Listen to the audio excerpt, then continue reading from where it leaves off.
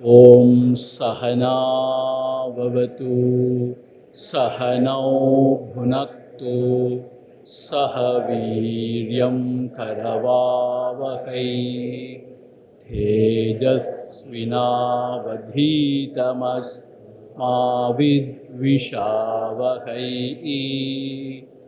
ओम शांति।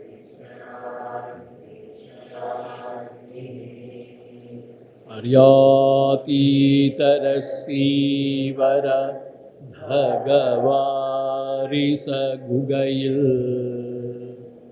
அறிவாயிரமி பரமாத்துமன் அருணாச்சல ரமணன் பரிவாளுளம்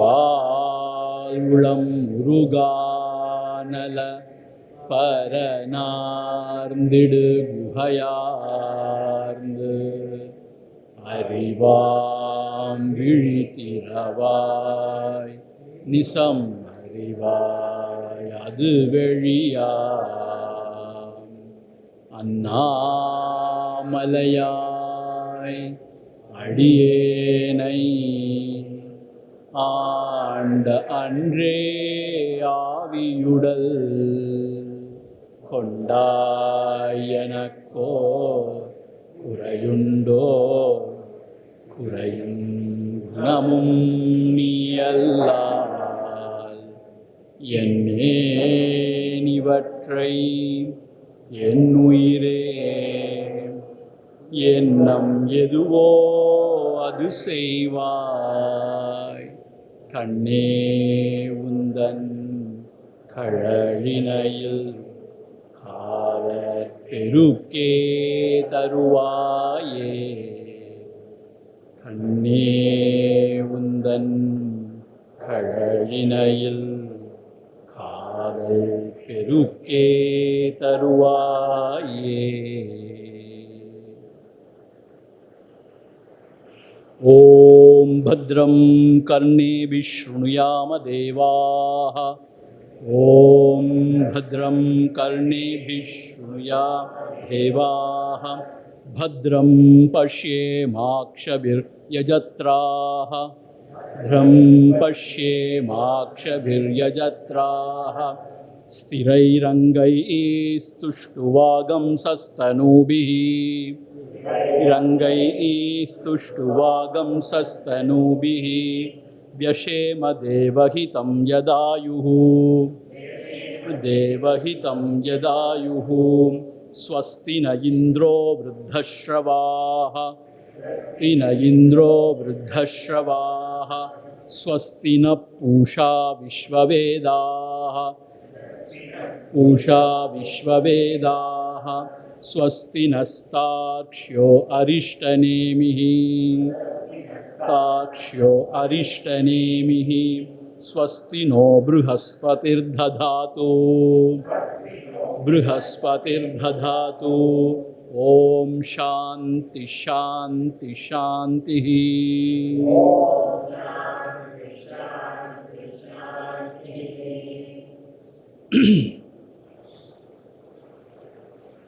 ஆறு நல்ல தகுதி வாய்ந்த அருமையான சிஷ்யர்கள் சீடர்கள் பிப்பலாத மகர்ஷியை அணுகி ஒவ்வொரு கேள்வியாக கேட்பதை நாம் பார்த்தோம்.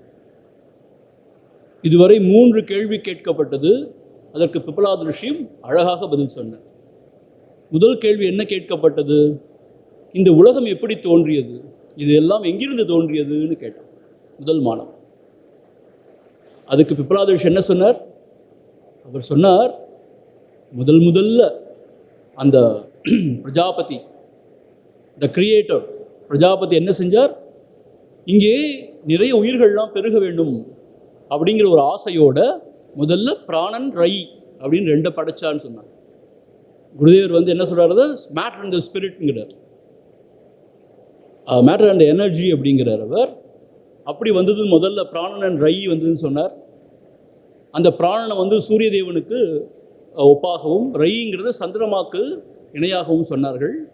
அப்புறம் அதிலிருந்து எப்படி படிப்படியாக இந்த உயிர்கள்லாம் தோன்றின அப்படின்னா ரொம்ப விரிவாக பார்த்தோம் நம்ம முதல் சாப்டர்ல. அதே பிரஜாபதி தான் இங்கே அனைத்துமாக ஆனாங்கிறது நமக்கு முக்கியமான பாயிண்ட். ஸோ நாமளும் பிரஜாபதி தான் அப்படிங்கிற மாதிரி குருதேவர் எடுத்து சொல்கிறார். ஸோ ஆகவே அப்படி தான் இந்த உலகம் தோன்றியது என்பதை சொன்னார். அப்புறம் 2வது கேள்வி கேட்கப்பட்டது, இந்த உடலில் முதல்ல அந்த பிரபஞ்சத்தை பற்றி பேசியாச்சு. அப்புறம் இந்த உடலில் எந்தெந்த தேவதைகள்லாம் இருக்காங்க, இந்த இந்திரியங்கள், ஞானேந்திரியம் கர்மேந்திரியத்தை பற்றின கேள்விலாம் கேட்கப்பட்டது. அதில் யார் சிரேஷ்டமான தேவன் கேட்கப்பட்டது. அப்போ என்ன சொன்னார்? பிராணன் தான் சிரேஷ்டமான தேவன், எல்லா இந்திரியங்களையும் காட்டணும். ஏன்னா பிராணன் இல்லாட்டி இந்திரியங்கள்லாம் வேலை செய்ய முடியாது. அதுக்கு ஒரு அழகான கதையும் சொன்னேன், ஞாபகம் இருக்கா உங்களுக்கு? பிராணன் சொல்கிறான், நான் தான் சிரேஷ்டமானவன் சொல்கிறான். இந்திரியங்கள் சொல்கிறாங்க, அதெல்லாம் நம்ப முடியாதுங்கிறாங்க. பிராணன் இருந்து போக பார்க்குறான், உடம்பை விட்டு வெளியில் போக பார்க்குறான். இவங்க எல்லாரும் அவங்க போக வேண்டியதான். பிராணன் போயிடுச்சுன்னா எல்லாம் போச்சு தானே. அப்புறம் உட்கார்ந்த உடனே திருப்பி எல்லாரும் மீண்டும் உட்காரதை பார்த்து, ஆக இந்த இந்திரியங்கள்லாம் பிராணன் தான் பெருசு, உயர்ந்தவன், சிரேஷ்டன் நினச்சி அவனை துதி செய்கிறாங்க. பார்த்தோன்னா அப்படி துதி செய்கிறாங்க, அதெல்லாம் பார்த்து. அப்புறம் 3வது கேள்வி கேட்டால், இந்த பிராணன் எங்கிருந்து தோன்றினான், அவன் எப்படி தொழிற்படுகிறான், இந்த உடம்புல எப்படி அவன் செயல்படுறான், எப்படி இந்த பிராணன் வெளியில் போகிறான், அப்படிலாம் கேள்வி கேட்கப்படும். அதுக்கு அந்த 5 விதமான பிராணனை பற்றி சொன்னார். ஸோ என்ன சொன்னார்? இந்த ஆத்மாவிலிருந்து தான் பிராணன் தோன்றான்னு சொன்னார். முக்கிய பிராணன் அந்த ஈகோ சென்டரை பார்த்தோம். அவன் ஒரு நிழல், எப்படி உடலுக்கு நிழலோ அதுபோல் இந்த ஆத்மாவிலிருந்து ஒரு நிழல் போல தோன்றினான் அவன் அப்படின்னு சொன்னார். அவன் தான் 5 வகையாக பிரிந்து செயல்படுறான். விரிவாக பார்த்தோம் நம்ம. பிராணன், அபானன், சமானன், வியானன், உதானன் அப்படிலாம் பார்த்தோம். ஒவ்வொன்றுக்கும் என்னென்ன ஃபிசியாலஜிக்கல் ஃபங்க்ஷன்ஸ்லாம் பார்த்தோம் நம்ம, இல்லையா? அந்த பிராணன் முகத்தில் இருக்கான், இந்திரியங்கள் பார்ப்பதற்கு, கேட்பதற்கு, அறிவதற்கு அவன் உறுதுணையாக இருக்கான்னு பார்த்தோம். அபானன் கீழே இருக்கான், பெல்லி கீழே, அவன் எக்ஸ்கிரீஷன் அண்ட் இன்செமினேஷன் சொன்னார் குருதேவ், அதுக்கு அவன் உபயோகமாக இருக்கான்னு சொன்னான் அபானன். அப்புறம் சமானன் செரிக்கிறதுக்கு, சாப்பாடெலாம் சரியாக டிஸ்ட்ரிபியூட் பண்ணுறதுக்கு அப்படின்னு சொன்னார். வியானன் பிளட் சர்க்குலேஷன் சொன்னார் குருதேவர், இல்லையா? இந்த ரத்த ஓட்டம்லாம் சீராக இருக்கிறதுக்குன்னு சொன்னார். உதானன் என்ன சொன்னார்? உயிர் விட்டு போகும்போது அவன் தான் கொண்டு போகிறான், பாவ புண்ணியத்துக்கு ஏற்ற மாதிரி உயர்லோகத்துக்கும் கீழோகத்துக்கும் அவன் கொண்டு போகிறான். அது மாத்திரம் இல்லை, ஈவன் டு திங்க் உதாரணம் தான் ரொம்ப முக்கியம் அப்படிங்கிற மாதிரி சொல்லப்பட்டிருக்கு. ஸோ அதை பற்றி விரிவாக சொன்னார். அதே போல் இந்த உலகத்துலேயும் எப்படி மேக்ரோ காசம்னு சொல்லுவோம் இல்லையா, அதுலேயும் எப்படி பார்க்கலாம் இந்த பஞ்சபூதங்கள், இந்த பிராணன் அவன் தான் அந்த மேக்ரோ காசம், அதுக்கும் சக்தி கொடுத்து இயக்குறான். மைக்ரோ காசம் சொல்கிற இந்த அண்டத்துக்கும் அவன் தான் சக்தி கொடுத்து இயக்குறாங்கலாம் நம்ம பார்த்தோம் நம்ம. ஸோ இந்த பிராணனை பற்றி ரொம்ப விரிவாக பார்த்தாச்சு நம்ம. ஸோ அவரவர் கர்மத்துக்கு ஏற்ற மாதிரி அவன் உயர்லோகத்துக்கும் கீழ்லோகத்துக்கும் கொண்டு போய் சேர்க்கிறான் அப்படிலாம் சொன்னார். ஸோ கடைசி தாட் எதுவோ, கடைசி எண்ணம் எதுவோ அதுவும் ரொம்ப முக்கியம். அதை பொறுத்து தான் அடுத்த ஜென்மங்கிறதெல்லாம் பார்த்தோம். ஆனால் கடைசி நினைப்போ எதை நம்ம வச்சுக்க முடியுமா? எது நம்ம அன்றாட நம்ம பழகிறோமோ அதுதான் கடைசி தாட்டாக வரப்போம் அப்படிங்கிறதெல்லாம் நம்ம பார்த்தோம். அதனால் இப்போலேருந்தே பகவான் நம்ம இருக்க பிடிச்சிக்கணும், அப்படி நாமாக்களை சொல்லணும், அந்த தியானம்லாம் பழகணும் அப்படிலாம் நம்ம பார்த்தோம். ஸோ இது வரைக்கும் ஓரளவு பார்த்துருக்கோம். ஆதிசங்கர் தன்னுடைய இன்ட்ரொடக்ஷன் என்ன சொல்கிறாருன்னா, இது வரைக்கும் அபரவித்யாங்கிறார். பராவித்யா அபரவித்யா, அபரவித்யா பராவித்யான்னு சொல்கிறார் இல்லையா? இனிமே தான் உண்மையான நாலேஜ் ஸ்டார்ட்ஸ் அப்படிங்கிறார் 4வது அத்தியாயத்திலேருந்து தான். இதுதான் இன்னும் ஹையர் நாலேஜ். பாருங்கள், உலக சிருஷ்டியை பற்றி கேட்கப்பட்டது. அப்புறம் இந்த உடலில் இயங்கக்கூடிய தேவதைகள்ங்கிற அந்த இந்திரியங்களை பற்றியெல்லாம் விசாரிக்கப்பட்டது. அதில் சிரேஷ்டமானவன் பிராணன் நிரூபிக்கப்பட்டது. அந்த பிராணன் எப்படி தொழிற்படுறான், அதே பிராணன் இந்த பிரபஞ்சத்தில் எப்படி இயங்குறான், இதெல்லாம் நமக்கு அழகாக காமிக்கப்பட்டது. இந்த பிராணம் இல்லாட்டி எப்படி ஒன்றுமே கிடையாது, இதெல்லாம் நமக்கு காண்பிக்கப்பட்டது. இப்போ இன்னும் உள்ளே போய் இன்னும் ஆழமான விழித்திருப்பவன் யார், கனவு காண்பவன் யார், ஆழ்ந்த நித்திரையில் உறங்குபவன் யார், நித்திரையில் இன்பத்தை அனுபவிப்பவன் யார், இப்படியெல்லாம் கேள்வி வருது. ஆக now the question is going to be about the experiencer. From the experienced and the experience, it's going to be about the experiencer. குருதேவர் வந்து ரொம்ப அழகாக சொல்றார். உலகத்தில் உள்ள விஞ்ஞானிகள்லாம் கூட தங்களுடைய அந்த ஆராய்ச்சியில் உலக காட்சிகள் தான் பார்க்குறாங்க, எடுத்துக்கிறாங்களே ஒழிய அதை அனுபவிப்பவனை எடுத்துக்கொள்ளவே இல்லை. ஈக்குவேஷனில் எக்ஸ்பீரியன்ஸ்டு அதை தான் பார்த்து ஆராய்ச்சி பண்ணுறாங்க இல்லைய, எக்ஸ்பீரியன்ஸரும் அதுக்குள்ளே இருக்கான். He is also very integral part of the எக்ஸ்பீரியன்ஸுங்கிறத அவங்க எடுத்துக்கலன்னு சொல்கிறார். அது ஒரு பெரிய ஃப்ளா அப்படிங்கிறார் சயின்டிஃபிக் அப்ரோச். பட் நம்ம ரிஷிகள் அப்படி கிடையாது. எக்ஸாஸ்டிவாக they are dealing with everything. In fact experiencer அப்படிங்கிறவனை பார்த்து ஆராய்ச்சி பண்ணும்போது தான் இது என்னதுன்னே விளங்கும், எக்ஸ்பீரியன்ஸ்டோ இல்லை எக்ஸ்பீரியன்ஸோ. ஏன்னா அங்கே தான் வந்து சூட்சமே இருக்குது அப்படின்னு நம்ம ரிஷிகள் சொல்லியிருக்காங்க. ஸோ அப்படிப்பட்ட கேள்வி எழுப்ப போகிறோம். அது மாத்திரம் இல்லை, வெஸ்டர்ன் ஃபிலாசபியாக இருக்கட்டும், இல்லை சைக்காலஜியாக இருக்கட்டும், வேக்கிங் ஸ்டேட் இப்போ இருக்கிற விழிப்பு நிலைமை பற்றி தான் பேசுகிறாங்க. அவங்க கனவு நிலையை பற்றிலாம் அவங்க பெருசாக கண்டுக்கிறது இல்லை. ஆழ்ந்த உறக்க பற்றி அவங்களுக்கு இதே பிரஜையே கிடையாது. ஆனால் ஒரு ஜீவன் சொன்னால் இந்த 3 எக்ஸ்பீரியன்ஸும் 3 ஃபீல்டில் உள்ள எக்ஸ்பீரியன்ஸும் சேர்த்தா தான் அவனோட எக்ஸ்பீரியன்ஸை நம்ம கணக்கெடுக்க முடியும். ஸோ நம்ம சாஸ்திரத்தை எக்ஸாஸ்டிவாக டிஃபைன் பண்ணியிருக்காங்க எக்ஸ்பீரியன்ஸஸ். இந்த 3 அவஸ்தைகள்னு சொல்லுவாங்க. அதை பற்றி இப்போ விரிவாக கேட்க போகிறோம் கேள்வி. அதுக்கு விரிவான பதிலாக சொல்ல போகிறார் பிப்பலாத ரிஷி. ஸோ ஆக இப்போது நம்ம 4வது அத்தியாயத்துக்கு போகிறோம் இல்லையா. 4வது கேள்வி யார் கேட்குறா? கார்கியன் கேட்குறான் பிப்பலாத மகரிஷிட்ட. அதுக்கு என்ன பதில் சொல்கிறாங்கிறத பார்க்க போகிறோம். சாண்ட் பண்ணுவோம், நீங்கள் ரிப்பீட் பண்ணுங்கள். அத ஹைனம்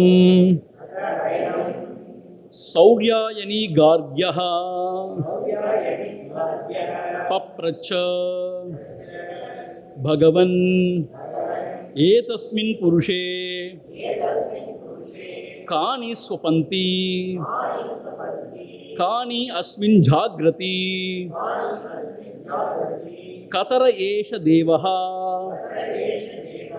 ஸ்வப்னான் பஷ்யதி கஸ்ய ஏதத் சுகம் பவதி கஸ்மின்னு சர்வே சம்பிரதிஷ்டிதா பவந்தி இதி. இந்த கேள்வியிலேருந்து இந்த கேள்வி கேட்குறவனுடைய தராதரத்தை நம்ம புரிச்சுக்கலாம். அவன் சாதாரண ஒரு மாணவன் கிடையாது, ரொம்ப ஆழமான மாணவன். நல்ல கற்று தேர்ந்திருக்கான், வாழ்க்கையை நல்லா ஆராய்ச்சி பண்ணியிருக்கான், தன்னோட அனுபவங்களை நல்லா ஆராய்ச்சி பண்ணியிருக்கான். உண்மையிலேயே இந்த உயர்ந்த பரம்பொருளை அடைய வேண்டுங்கிற ஒரு உத்வேகம் இருக்கவன்ட்ட. அப்படிப்பட்டவனுடைய சித்தத்திலேருந்து இதயத்திலேருந்து இப்படிப்பட்ட கேள்வி வர முடியும். இந்த கேள்வியே ரொம்ப எக்ஸாஸ்டிவாக இருக்குது. அப்புறம் பதிலை பார்த்தீங்கன்னா அதை விட எக்ஸாஸ்டிவாக இருக்குது. இன்ஃபேக்ட் நான் சொல்லுவேன், இந்த சாப்டர் தான் very central piece of this whole உபனிஷத்தை நான் சொல்லுவேன். அந்த அளவுக்கு எக்ஸாஸ்டிவாக இருக்குது. பாருங்கள், இப்போ என்ன கேட்குறான்னா, அத்தஹ ஏனம் சௌர்யாயனி கார்கியா பிரபச்ச. யார் கேட்குறான்னா கார்கியன். கார்கியன்னா இந்த கர்க குலத்தை சேர்ந்தவன், அந்த கோத்திரம், அந்த ரிஷி பரம்பரையில் வந்தவன். சௌர்யாயனி எப்படின்னா என்னத்துன்னு கேட்டால், சூரியனுடைய பேரன், சூரியநாராயணன் இருக்கார் இல்லையா, அவருடைய பேரன். சௌர்யாயனா பேரன் அர்த்தம்.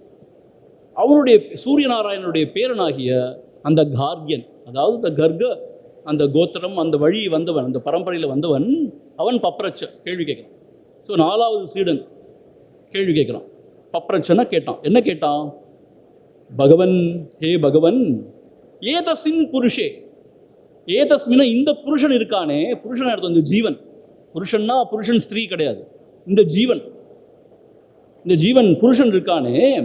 ஏதஸ்மின் புருஷன், ஏ புருஷே, இந்த ஜீவன்ல காணி சொபந்தி. காணினா எவர் தூங்குகிறார்? இந்த புருஷனுக்குள்ளே இருக்கும் இந்த இந்திரியங்கள்லாம் சொன்னோம், பிராணன்லாம் சொன்னோம் இல்லையா, மனபுத்தியெல்லாம் சொன்னோம் இல்லையா, இதிலே எவர் தூங்குகிறார்? காணி சொபந்தி அப்படின்னா ஆழ்ந்த நித்திரையை பற்றி கேட்குறோம். யார் இதிலே தூங்குபவர்? காணி சொபந்தி. எந்த எந்த தேவதைகள் அல்ல இந்திரியங்கள், எந்த எந்த விடயங்கள் இவனிலே தூங்குகின்றன? காணி அஸ்மின் ஜாகிரதி. எவரெவர் அல்லது எந்த எந்த விடயங்கள் இவனிலே விழித்திருக்கின்றன? தூங்கிக் கொண்டிருக்கும் பொழுது எது விழித்துக் கொண்டிருக்கிறது? ஜாகிரதி. கதர ஏஷ தேவஹா சொப்னான் பஷ்யதி. அவனுக்குள்ள, அந்த புருஷனுக்குள்ள இருந்து யார் கனவை காண்கிறார்கள்? சொப்னான்னா கனவு.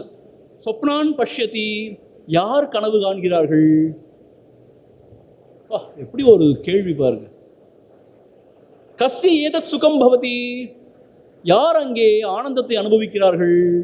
அந்த ஆழ்ந்த நிதிர்வு ஆனந்தம் இருக்கு இல்லையா, யார் அப்படி ஆனந்தத்தை அனுபவிக்கிறார்கள்? யாருடைய ஆனந்தமாக அது இருக்கிறது? அப்புறம் கடைசி கேள்வி, கஸ்மின்னு சர்வே சம்பிரதிஷ்டிதா பவந்தி இதி. எவற்றில் சர்வே இவை எல்லாம் சம்பிரதிஷ்டிதா பவந்தி இதி, எல்லாம் ஒடுங்கி எல்லாம் தங்கி இருக்கிறதோ, எவற்றில் எல்லாம் ஒடுங்கி இருக்கிறது, தங்கி இருக்கிறது, நிலை பெற்று இருக்கிறது? இன்ஃபேக்ட் இந்த கேள்வி எல்லாமே அடக்கும். ஆக முதல்ல ஆழ்ந்த நித்திரை யார் காண்றா, யார் நித்திரை கொள்றா, யார் யார் அதை தூங்குறா, அந்த சமயத்தில் யார் யார் முழிச்சிட்டு இருக்கா, யாரா முழிச்சிட்டு இருக்காளா, இருக்காங்களா? யார் ஆழ்ந்த நித்திரையில் இன்பத்தை அனுபவிப்பது, யார் சொப்பனத்தை காண்பது? அப்புறம் இதெல்லாம், இதுக்கெல்லாம் ஆதாரம் எது? இந்த கடைசி கேள்வி ரொம்ப பாயிண்டட் கேள்வி. இந்த எல்லா நிலைமைகளுக்கும், இந்த எல்லா இந்திரியங்கள் எல்லாவற்றுக்கும் ஆதாரமாக எதில் நிலை பெற்று இருக்கிறது? சம்பிரதிஷ்டிதா பவந்தி இதி. இவையெல்லாம் எங்கே நிலை பெற்று இருக்கிறது? இன்னும் எக்ஸாஸ்டிவாக கேட்குறோம். ஆனால் இந்த கேள்வியில் ஜாகிரத அவஸ்தையை பற்றி பெருசாக அவன் கேட்கல. சொப்னா சுஷுப்தி, அதாவது கனவு நிலை, ஆழ்ந்த உணர்வுகளை பற்றி கேட்குறான். ஏன்னா மற்ற மூணுல தான் ஜாகிரதை பற்றி சொல்லியாச்சு. விழிப்பு நிலையில் இருக்கிற உலகத்தை பற்றி கேள்வி கேட்டாச்சு. அங்கே இந்திரியங்கள்லாம் எல்லாம் தொழிற்பட்டு இருக்கு, அந்த இந்திரியத்தை பற்றி கேட்டாச்சு. அந்த ஃபிசியாலஜிக்கல் ஃபங்க்ஷன்ஸ், பிராணனை பற்றியெல்லாம் பேசியாச்சு. ஸோ அதனால இப்போது அதுக்கு அடுத்த லெவலுக்கு போகிறோம். கனவு காண்பவனை பற்றி கேட்க ஆரம்பிக்கிறான், கனவு நிலையை பற்றி கேள்வி கேட்குறான். இப்போ ஆழ்ந்த நித்திரையில் யார் இருக்கா, யார் இன்பத்தை அனுபவிக்கிறான்? இது எல்லாம் கடைசியில் எங்கே நிலை பெற்று இருக்கிறது? இந்த அவஸ்தைகள், இந்த கனவு காண்பவன், ஆழ்ந்த நிதியில் இவெல்லாம் எங்கே கடைசி எல்லாமே நிலை பெற்று இருக்கிறது? What is the substratum of everything? ஆதாரம் என்ன இதுக்கெல்லாம் அப்படின்னு எல்லாவற்றையும் கேட்டுருவாங்க. உண்மையான ஆச்சாரியராக இருந்தால், குருவாக இருந்தால் ரொம்ப ஆனந்தப்படுவார். சபாஷ், ரொம்ப அற்புதமாக கேள்வி கேட்டேன். சமஸ்கிருதத்தில் ஒரு சுபாஷிதானி இருக்குது. சுபாஷிதானி, அது எனக்கு எக்ஸாக்டாக சொல்ல வரல இப்போது. அது என்ன பொருள்னு கேட்டால், காக்கையும் கருப்பு தானோ, குயிலும் கருப்பு தானோ. காக்கையும் கருப்பு தான், குயிலும் கருப்பு தான். ஆனால் அந்த சுபாஷிதம் என்ன சொல்லுதுன்னா, வசந்த காலம் வந்தால் காக்கை காக்கைன்னு தெரிஞ்சு போயிடும், குயில் குயில்னு தெரிஞ்சு போயிடும். அது வாயை திறந்துச்சுன்னா, வாயை திறந்து கத்த ஆரம்பிச்சுன்னா இது காக்கா இது குயில்னு சந்தேகம் இல்லாமல் தெரிஞ்சு போயிடும் இல்லையா? வாயை திறக்காத வரைக்கும் இது குயிலோ காக்கையோன்னு சந்தேகம் இருக்கும். வாயை திறந்துருச்சுன்னா இது காக்கான்னு புரிஞ்சிடும். அப்போ என்ன அர்த்தம்? ஒருத்தர் ரொம்ப அமைதியாக உட்காந்து கேட்டுட்டு இருக்கான் எல்லாத்தையும் அப்படின்னா யாருன்னே தெரியாது. அவன் வாயை திறந்து ஒரு கேள்வி கேட்டான்னா we know who he is. In fact, most of the time we reveal our ignorance through our questions or our state, our level of understanding. இங்கே மாணவன் பாருங்க எப்படி ஒரு அதிசயமான கேள்வி கேட்குறான் பாருங்க. இந்த மாணவன் சாக அவ்வளோ உயர்ந்த நிலையில் இருக்கும். அதான் முதலே சொன்னார், அந்த பிரம்மத்திலேயே நிலை பெற அவ்வளோ ஆர்வம் மிக்கவன், சாதனைகள்லாம் பழகி ரொம்ப உயர்ந்த ஸ்திதியில் இருக்கிறவன் சொன்னார் இந்த சிஷ்யர்களை பற்றி. சாக அற்புதமான கேள்வியை கேட்டிருக்கான். இப்போது அதுக்கு பிப்லாத் ரிஷி ஒவ்வொன்றுக்கும் பதில் சொல்கிறார். The most beautiful thing is ரொம்ப ப்ரிசைஸாக, சயின்டிஃபிக்காக, பாயிண்டடாக பதில் சொல்கிறார். அவன் கேட்ட எல்லா கேள்விக்கும் பதில் சொல்கிறார். எந்த கேள்வி எந்த சந்தேகத்துக்கும் இடம் இல்லாமல் எல்லாத்துக்கும் பதில் சொல்லிடுறார். அதுதான் இந்த சாப்டர் ஃபுல்லாக நம்ம பார்க்க போகிறோம். யதா கார்க்ய மரிச்சயோஹ அர்க்கஸ்ய அஸ்தம் கச்சதः சர்வா ஏதஸ்மின் தேஜோ மண்டல ஏகீபவந்தி தா புனः புனருதயதः பிரச்சரந்தி ஏவம் ஹவை தத் சர்வம் பரே தேவே மனசி ஏகீபவதி தேன தர்ஹ்யேஷ புருஷः ந ஷ்ருணோதி ந பஷ்யதி ந ஜிக்ரதி ந ரசயதி ந ஸ்பிருஷதே ந அபிவததே ந ஆதத்தே ந ஆனந்தயதே ந விஸ்ருஜதே ந இயாயதே ஸ்வபிதி இதி ஆசக்ஷதே. ரொம்ப பியூட்டிஃபுல்லாக சொல்கிறார் பாருங்க. என்ன சொல்கிறார் கேட்டால், தஸ்மை சஹா உவாச்ச. தஸ்மைனா அப்படி கேள்வி கேட்ட அந்த கார்கியனை பார்த்து சஹா உவாச்ச, பிப்பலாத ரிஷி பதில் சொல்ல ஆரம்பிக்கிறார். என்ன சொல்கிறார்? கார்கிய, ஓ கார்கிய அப்படின்னு அவனை அழைச்சு, யதா எப்படி, யதானா எப்படி, அர்க்கஸ்ய மரிச்சயः அஸ்தம் கச்சதः சர்வாः ஏதஸ்மின் தேஜோ மண்டலே ஏகீபவந்தி. அர்க்கஸ்ய மரிச்சயகான்னு என்ன சொன்னா, அர்க்கன்னு சொன்ன சூரியன், மரிச்சயகானா அவனுடைய கதிர்கள். இங்கே ரொம்ப அழகான ஒரு காட்சி காண்பிக்கப்பட்டிருக்கு. இப்போது சன்செட் அப்படின்னு நம்ம பார்க்குறோம் இல்லையா, அதுவும் கடற்கரையிலெல்லாம் பார்த்தா ரொம்ப தெளிவாக அழகாக தெரியும். பார்த்தீங்கன்னா அப்படியே சிவப்பாக அந்த சூரியன் அப்படியே நல்லா ரொங்கிட்டு இருப்போம். அப்படியே கொஞ்சம் கொஞ்சமாக தண்ணீருக்குள்ளே போவோம். போக போக பார்த்தா அப்படியே இருள் சூழ்ந்து வரும், கொஞ்சம் கொஞ்சமாக. அப்புறம் மறுநாள் பார்த்தீங்கன்னா இன்னும் அதுக்கு ஆப்போசிட் டைரெக்ஷனில் சூரிய உதயம் அப்படியே ஃபஸ்ட்டு செவந்து காணப்படும் அந்த கீழ்வானம். அப்புறம் கொஞ்சம் கொஞ்சமாக எல்லா கதிர்களை விரித்து அப்படியே மேலே எழுவான். இங்கே அந்த ஒரு காட்சியை தான் இங்கே காண்பிக்கப்பட்டிருக்கு. என்ன சொல்லப்பட்டிருக்குன்னா, அர்க்கஸ்ய மரிச்சயகானா அந்த சூரியனுடைய கதிர்கள் அஸ்தம் கச்சதா, அந்த சூரியன் அஸ்தமனாகும் போது என்ன ஆகுது, சர்வாக ஏதஸ்மின் தேஜோ மண்டலே ஏகீபவந்தி. அந்த கதிர்கள் என்ன ஆகுதுன்னு கேட்டால், அந்த சூரியன்ற அந்த சூரிய மண்டலம் சொல்கிறோம் இல்லையா, அந்த சூரியனுக்குள்ள எல்லா கதிர்களும் அப்படியே ஒடுங்கி அவன் அப்படியே அஸ்தமிச்சு போகிறான். as if he is gathering all the rays back, தனக்குள்ள ஒடுக்கி கொண்டு அப்படியே அவன் அஸ்தமிச்சு போயிடுறான். அப்புறம் தா புனஹா புனருதயதா பிரச்சரந்தி ஏவ ஹவை, மீண்டும் மறுநாள் காலையில் என்ன ஆகுது, அப்படியே அந்த கதிர்களை எல்லாம் விரித்து அவன் மீண்டும் அப்படியே உதயமாகி இந்த உலகத்திற்கே ஒளி கொடுக்குறான், எல்லா ஆற்றலையும் கொடுக்குறான். இது போலதான் தத் சர்வம் பரே தேவே மனசி ஏகீபவந்தி. தத் சர்வம், சர்வம் நினைத்தோம் எல்லா இந்திரியங்களும், ஞானேந்திரியம் கர்மேந்திரியம் இவையெல்லாம் தத் சர்வம் பரே தேவே அந்த உயர்ந்த தேவனில். யார் இங்க? மனசி, அந்த மனதினுக்குள்ளே எல்லாவற்றையும் ஒடுக்கி கொண்டு அப்படியே அவன் நிதிரையில் போயிடுறான். இப்போ விழிப்பு நிலை என்னன்னு கேட்டால், மனம் எழுகுது, அந்த மனம் இந்திரியன் ஊடாக உலகத்தை எல்லாம் பார்க்குது, அனுபவிக்குது. இதுதான் நம்ம விழிப்பு நிலைன்னு சொல்கிறோம் இல்லையா? இப்போ நம்ம விழிப்பு நிலை இருக்கோம் நம்ம. அப்புறம் தூங்கும்போது என்ன ஆகுதுன்னு கேட்டால், இங்கே தூங்கும்போது என்ன ஆகுது அப்படியே சொல்கிறார். எப்படி சூரியன் தன் கதிர்களை எல்லாம் அப்படியே ஒடுக்கி கொண்டு அப்படியே அஸ்தமனம் ஆயிடுறான், தனக்குள்ளேயே ஒடுக்கி கொண்டு அஸ்தமனம் ஆயிடுறானோ, அப்புறம் மீண்டும் எழுந்து எல்லாரும் இந்த கதிர்களை பரப்புறானோ, அதுபோல இந்த இந்திரியங்கள் கர்மேந்திரியம் ஞானேந்திரியம் எல்லாமே அந்த உயர்ந்த தேவனாகிய அந்த மனதினுள்ளே எல்லாம் ஒடுங்கி அப்படியே அந்த மனம் அஸ்தமனம் ஆகிற மாதிரி சொல்கிறார்.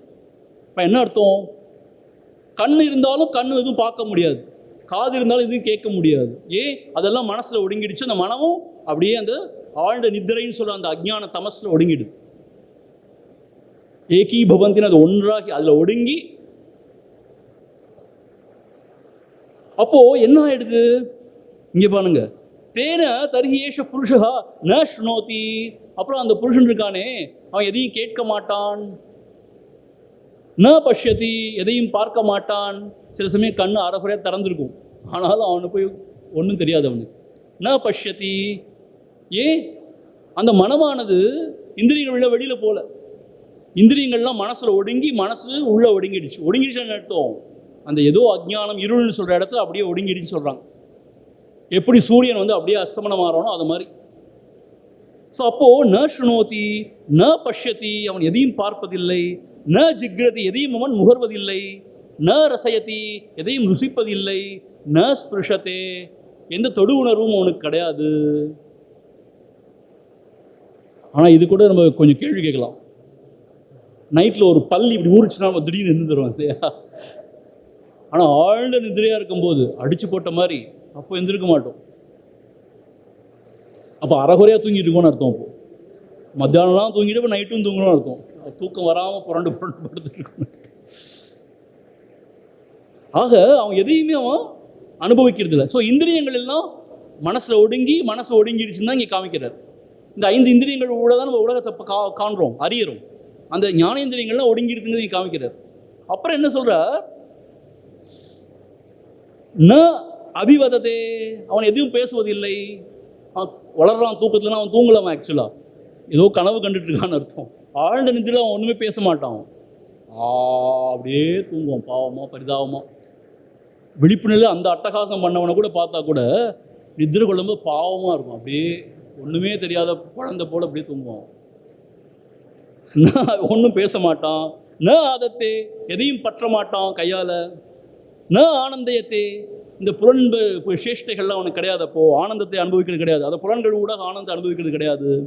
ந விசிருஜதே, அப்போ அவன் எதையும் எக்ஸ்க்ரீட் பண்ணுறதுலாம் கிடையாது. அவன் தூங்கிட்டு இருக்கும்போது, ஆழமாக தூங்கிட்டு இருக்கும்போது. ந ஈயாயத்தை, எங்கேயும் நடந்து போகிறது இல்லை. தூக்கத்தில் நடக்கிற வியாதி அது வேற, அது சைக்காலஜிக்கல் கண்டிஷன். ஆனால் ஆழ்ந்த நிதியில் அவன் எங்கேயும் நகர்றதில்லை. ஆக ஸ்வபிதி இதி ஆச்சக்ஷதே, அப்படி இருக்கிற அந்த புருஷனை ஸ்வபிதி, அவன் உறங்குகிறான் என்று சொல்கிறார்கள்.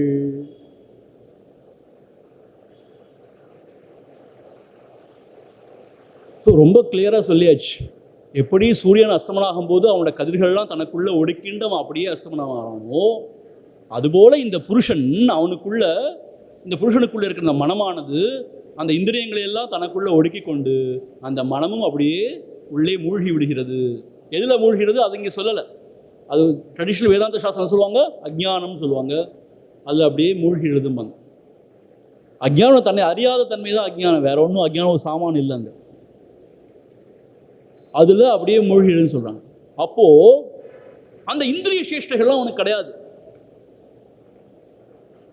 விழித்து கொண்டிருக்கும் பொழுது தான், இந்த உடலோட ஐடென்டிஃபை பண்ணிட்டு இருக்கும் போது தான் இந்த இந்திரிய சேஷ்டைகள், இந்த உலகத்தை காண்ற 5 புலன்களால். அப்போ இந்த இந்திரிய சேஷ்டைகள்லாம் இல்லாமல் அவன் ஆழ்ந்து அப்படியே உறங்குறான்னு சொல்கிறான். ஞானேந்திரிய சேஷ்டியும் கிடையாது, கர்மேந்திரிய சேஷ்டியும் கிடையாது. ரெண்டும் இல்லாமல் அவன் ஆழ்ந்து உறங்குறான்னு சொல்லுவோம். இதுதான் ஆழ்ந்த உறக்க நிலை. அப்பொழுது அவனை உறங்குகிறான் என்று சொல்கிறோம்.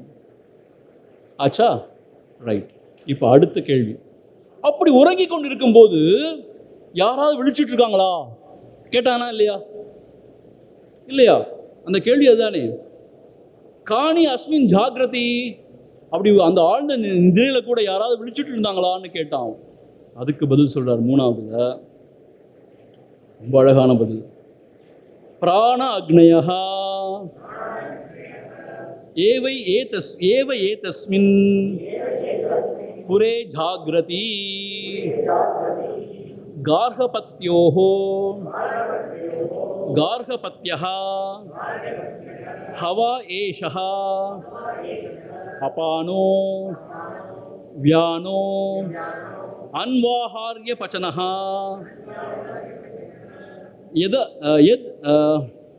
यद गार्ह्य पत्यात् प्रणीयते प्रणयनाद ஆகவனீய பிராணஹ. இந்த 3வது மந்திரத்தில் என்ன சொல்றான்னு கேட்டா, பிராண அக்னயஹ, அந்த முந்தைய பிராணனை கூட அக்னியோடு தான் நம்ம உதாரணமாக ஒப்பிட்டு சொன்னோம் இல்லையா? 7 ஃப்ளேம்ஸ், 7 நாக்கு கொண்ட அக்னின்னு தான் சொன்னோம் அந்த பிராணனை. ஏன்னா அந்த 7 துவாரங்கள் மூலம் வெளில வருதுனால அப்படிலாம் சொன்னோம் இல்லையா? அந்த அக்னி சொல்லப்படுற பிராணன் இருக்கானே, ஏதஸ்மின் புரே ஜாகிரதி, அவன் அந்த புரேன்னு என்ன அர்த்தம்? அந்த புரிஷயனாத் புருஷான்னு சொல்கிற மாதிரி இந்த ஒரு அதாவது புரின்னா என்ன சொல்லுவோம்? இந்த டவுன், இது ஒரு டவுன், புரி, அலகாபுரின்னு சொல்கிறோம் இல்லையா? அந்த புரியில் அவன் விழிச்சிட்டு இருக்கான். பாருங்க, என்ன ஆச்சரியமான விஷயம் பாருங்க. இப்போ நம்ம நல்லா தூங்கிடுறோம்னா நம்ம என்ன, அந்த பாடி கான்ஷியஸ் நமக்கு இல்லை, இந்த உடம்பை பற்றின பிரஜை நமக்கு இல்லை தானே. எங்கே தூங்குறோன்னு தெரியுமா? ஆன்னு தூங்கிட்டு இருக்கோம். அப்போ இந்திரியங்கள்லாம் ஒடுங்கிடுது. அப்போது ஈவன் அகங்காரம் கூட ஒடுங்கிடுதுங்கிறாங்க. ஆனால் பாருங்க, மூச்சு மாத்திரம் உள்ளே போயிட்டு வெளில வராமல் என்ன ஆகும்? அவன் அவ்வளோதான். ஏதோ ஒரு தெய்வ சக்தி தான் இந்த பிராணன் உள்ள இயங்குறத தொழில்படுத்தி அங்கே உட்காந்துருக்காங்க. பகவான் ஸ்ரீ ரமண மகர்ஷி இதை சொல்கிறார். நீ ஆழ்ந்த நிதியில் இருக்கும்போது யார் உன்னோட பிராணம் உள்ளே போகிறதுக்கும் வெளில வர்றதுக்கும் யார் அத்தாட்சி, யார் அதை செஞ்சுட்டு இருக்காங்க? ஏதோ ஒரு தெய்வ சக்தி, ஒரு தெய்வ சங்கல்பத்தான் நடக்குது அப்படிங்கிறார். அது மட்டும் இல்லை, ஹார்ட் பம்ப் பண்ணிட்டே இருக்குது, பிளட்டு டைஜஷன் நடந்துட்டு தான் இருக்குது, உடம்பு சூடாக தான் இருக்குது, அந்த வார்ம்த் இருக்குது. இதெல்லாம் நடக்கல என்ன ஆகும்? அவ்வளோதான். 7 மணி நேரம் 8 மணி நேரம் தூங்குறோம் நம்ம, இஸ் கான். ஆனால் ஏதோ ஒரு நியதிப்படி, தெய்வ சங்கல்பம் படி நமக்கு பிராரப்தம் இருக்கிற வரைக்கும் இந்த பிராணம் உள்ளே போயிட்டு வெளில வந்துட்டு இருக்கு. ஆக பிராண தேவதை அந்த புரி, அந்த நாடுன்னு சொல்கிறோம், புரின்னு சொல்கிறோம் இல்லையா, அதை காத்து கொண்டு இருக்க அவ. காடிங் ஏஞ்சல்னு சொல்கிறார் குருதேவர். ஏஞ்சல்னா காடிங்னு அர்த்தம், அதை பாதுகாத்து கொண்டு இருக்கிற ஏஞ்சல்ங்கிறார். அப்படி அந்த பிராணசக்தி உள்ளே போய் வெளில வந்து இந்த இதயம் வந்து துடிக்கிறதுக்கும், இங்கே வந்து செரிமானம் அடைகிறதுக்கும், ரத்தமெல்லாம் எல்லா இடத்துக்கும் போகிறதுக்கும், இந்த உடல் வந்து உயிரோடு இருக்கிறதுக்கும் அது ஹேத்துவாக எல்லாம் பண்ணிகிட்ருக்கு, எல்லா தொழிலும் பண்ணிகிட்ருக்கு. ஆகவே இந்த பிராணன்னு சொல்கிற இந்த அக்னி ஏதஸ்மின் புரே ஜாகிரதி, அவன் விழித்து கொண்டிருக்கிறான். ஆக ஆழ்ந்த நிதியில் கூட யாரோ ஒருத்தர் விழிச்சு இந்த உடம்பை பாதுகாத்துட்டு இருக்காங்க. அது யாரு? அந்த பிராணன்னு சொல்கிறவன். அப்போ எவ்வளோ முக்கியம் பாருங்க இந்த பிராணன்.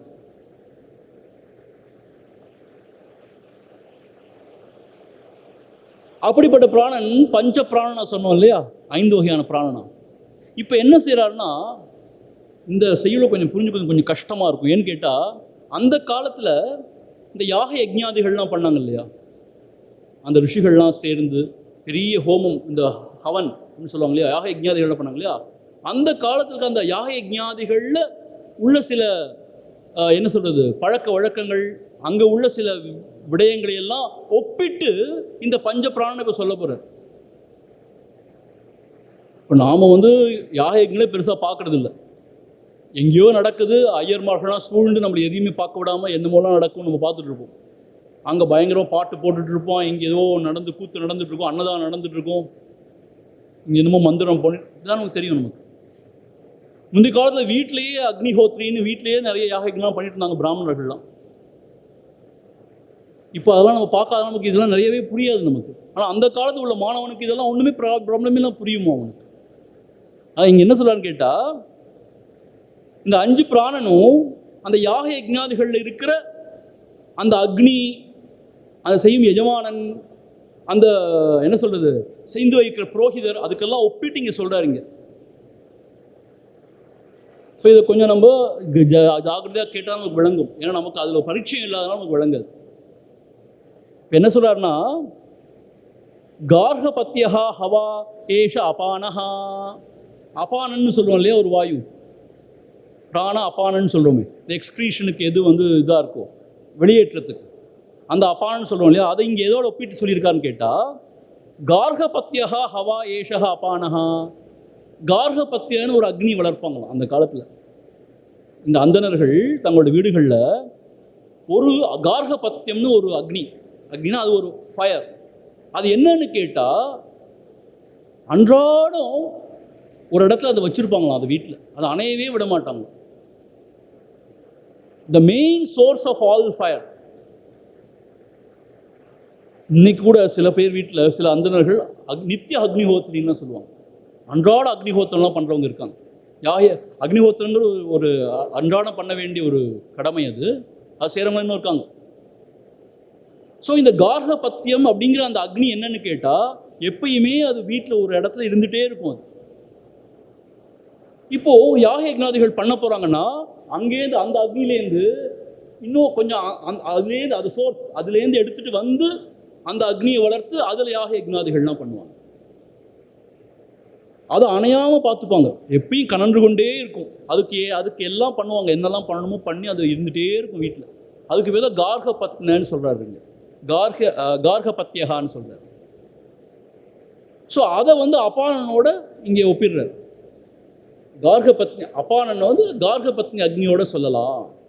ஏன் கார்கபத்தி அக்னிங்கிறதுக்கு பொருள் என்ன சொல்கிறாங்கன்னா, இட் இஸ் கோயிங் அவுட் அப்படின்னு என்ன அர்த்தம், அதுலேருந்து வேற வேற அக்னி எடுத்துகிட்டு போகிறாங்க இல்லையா. So the Agni which is going out, வெளியில் போகிற அக்னி. அபானன்னா என்ன அர்த்தம், வெளியில் தள்ளுறது தானே. ஸோ அந்த ஏதோ ஒரு கனெக்ஷனோட இது அபானனா சொல்கிறாங்க. இப்போ குருதேவர் என்ன சொல்கிறாருன்னா, இது ஒரு வகையான உபாசனைங்கிறார். அந்த காலத்தில் இருந்த யாக யக்ஞாதிகளில் உள்ள விஷயங்களையே எடுத்து அவனுக்கு இதோடு ஒப்பிட்டு காட்டி இதை எப்படி அவன் சிந்திக்கலாம் அப்படின்னு காமிக்கிறாங்கன்னு சொல்கிறார். இப்போ நமக்கு இதை புரிஞ்சு கஷ்டமாக இருக்கு, ஏன்னா இதை பற்றி ஐடியாவே இல்லை. அவங்களுக்கு ஈஸியாக அது புரியும். கார்கபத்னன்னு சொன்ன உடனே அவங்களுக்கு புரியும். அது இந்த எக்ஸ்ப்ளனேஷன் சொல்லவே தேவையில்லை அவங்க. அது அபான வாயு. அதுக்கப்புறம் ரெண்டாவது வியாழன் அப்புறம் பார்ப்போம். மூணாவது கர்ஹபத்யாத் பிரணீயத்தே பிரணயனாத் ஆகவனீய பிராணஹா. அப்புறம் அந்த கார்கபத்திய அக்னி சொன்னேன் இல்லையா, அதுலேருந்து அக்னி எடுத்து அப்புறம் யாக யக்ஞாதிகள் சொல்லுவோம் இல்லையா, அதை இங்கே பிராணனோட கம்பேர் பண்ணியிருக்காங்க. ஏன்னு கேட்டால், அபானங்கிறது கீழே இருக்கிறதுன்னு பார்த்தோம் இல்லையா, பிராணங்கிறது முகத்தில் இருக்கிறதுன்னு பார்த்தோம் இல்லையா. இதிலிருந்து பிராணன் தோன்றி இந்த இந்திரியங்களுக்கு வந்து பார்க்கறதுக்கு, கேட்கறதுக்கு, அறியறதுக்கு அது உதவி செய்யுது. ஸோ இதிலிருந்து அது தோன்றிய மாதிரிங்கிறதுனால அந்த அபானன்லேருந்து கொண்டு வந்ததை பிராணன் நீங்கள் சொல்லி, அதில் தானே ஆகுதிகள்னு என்னத்தோம், இந்த இந்திரிய விஷயங்கள்லாம் உள்ளே போடுறோமே, அது ஆகுதின்னு சொன்னார் இல்லையா. ஸோ அந்த யாக யக்ஞாதிகள் பண்ணுறதுக்கு உரித்தான அந்த அக்னின்னு சொல்கிறாரு இங்கே பிராணன். விளங்குதா உங்களுக்கு? கார்கபத்த அக்னினா அங்கே ஏற்கனவே இருக்குது, வீட்டில் எப்பயும் இருந்து கொண்டே இருக்கு. அதிலிருந்து அக்னியை கொண்டு வந்து யாக யக்ஞாதிகள் செய்கிறாங்க. இப்போ அந்த அக்னியை வந்து பிரளயனா அது ஆகவனியக பிராணக, அது ஆகவனியகன்னு ஏன் சொல்கிறாங்கன்னா, அதை கொண்டு வந்திருக்காங்க, அதுலேருந்து இதை கொண்டு வந்திருக்காங்க. ஏன்னா அந்த பிராணம் என்ன செய்யுது, எல்லா விஷயங்களையும் கொண்டு வந்து உள்ளே சேர்க்குது, யாக யக்னம் பண்ணுற மாதிரி. அதனால் அப்படி சொல்லியிருக்காங்க. அப்புறம் வியானகா அன்வாஹாரிய பச்சனகா, இன்னொரு அக்னியை சொல்கிறாங்க. இந்த அக்னி என்னன்னு கேட்டால், எப்பயும் வீட்டில் மெயின் அக்னி இருக்கு இல்லையா, அக்னி குண்டம், அதுக்கு தெற்கு திசையில் இருக்குமோ. தெற்கு திசைன்னா அது ரைட் ஹேண்ட் சைடு, ஏன்னா ஈஸ்ட் நோக்கி தான் உட்காந்துருப்பாங்க. ரைட் ஹேண்ட் சைடு எப்பயுமே இருக்கும் ஒரு அக்னி. அதுக்கு பேர் அன்வாஹாரிய பச்சனகான்னு சொல்கிறாங்க. அந்த அக்னி வந்து வியாழனோட ஒப்பிட்டு சொல்கிறாங்க. அது ஏன் அப்படின்னு கேட்டால், இந்த வியாழன் கடைசியில் right side of the heart தான் வெளியில் போகுது அப்படிங்கிற மாதிரி இருக்கிறதுனால, அந்த ரைட் சைடாக இருக்கிற அந்த அக்னிக்கு ரைட் சைடாக இருக்கிற அந்த அக்னியோட அதை கம்பேர் பண்ணியிருக்கிறதா சொல்கிறாங்க. Fire, otherwise called the Dakshina Agni, southern fire, is a sacred fireplace maintained on the southern side, that is right side of the main fire altar, and this is compared to Vyana because this cyclonic energy whistling through all parts of the body. அந்த சொன்னோம் இல்லையா, அந்த நாடி நரம்புகள் வழியாலாம் போகுது சொன்னோம் இல்லையா, ultimately leaves its abode to the right side of the heart அப்படிங்கிறதுனால இது வியாழனோட கம்பேர் பண்ணுறதா சொல்கிறாங்க. அவர் என்ன சொல்லிட்டு விட்டுருக்கலாம், அந்த பிராணம் மாத்திரம் இருக்குப்பா, காத்து கொண்டு இருக்கு இந்த புரிய, மற்றதெல்லாம் தூங்கிட்டு சொல்லியிருக்கலாம். He was so inspired. So அந்த காலத்தில் உள்ள அந்த ஹவன் அதுலேருந்து ஒரு இதை உதாரணத்தை எடுத்து ஒரு கம்பேரிசன், இந்த அக்னி இந்த வாயு இதோட கம்பேர் பண்ணலான்னு அவர் சொல்ல ஆரம்பிச்சிட்டார். நம்ம பேந்து முடிக்கிறோம், என்னதான் இங்கே பேசுகிறாங்க ஒன்றுமே புரியலையே. உண்மையிலேயே சொல்கிறேன், இந்த மாதிரி ஆச்சாரியோட கமெண்ட்ரி இல்லாமல் இதை படித்தோன்னா it's Greek and Latin only. திடீர்னு என்னென்னமோ சொல்கிறாரு, அப்புறம் எதுக்கு இந்த பிராணோட இதை கம்பேர் பண்ணுறாரு? இதோட ஏன் இப்போ ஒப்பிட்டு இதுக்கு இது சமானம்னு சொல்லணும், ஒன்றுமே விளங்காது. இப்பயுமே விளங்கலை தான், இருந்தாலும் அந்த கமெண்ட்ரி இருக்கிறதுனால ஏதோ நம்ம புரிஞ்சுக்கிறோம், அதை ஏதோ புரிஞ்சுக்க ட்ரை பண்ணுறோம் அட்லீஸ்ட். சரியா? இதை பற்றி நம்ம ரொம்ப கவலைப்பட வேண்டாம். இந்த பஞ்சீகிருத்தம்னு வருது பார்த்தீங்களா உங்களுக்கு, அதை மாதிரி தான் அது கிட்டத்தட்ட. அதை போட்டு மண்டையை உடைச்சுப்பாங்க, என்னடா அது பஞ்சீகிருதம், ஐயோ கடவுள், அதை மாதிரி தான் இது ரொம்ப நம்ம யோசிக்க வேண்டாம். அவர் அதை உதாரணமாக அப்படி அதை ஒப்பிட்டு சொல்லியிருக்கார். அடுத்த 4வது செய்யுள், 4வது மந்திரம்.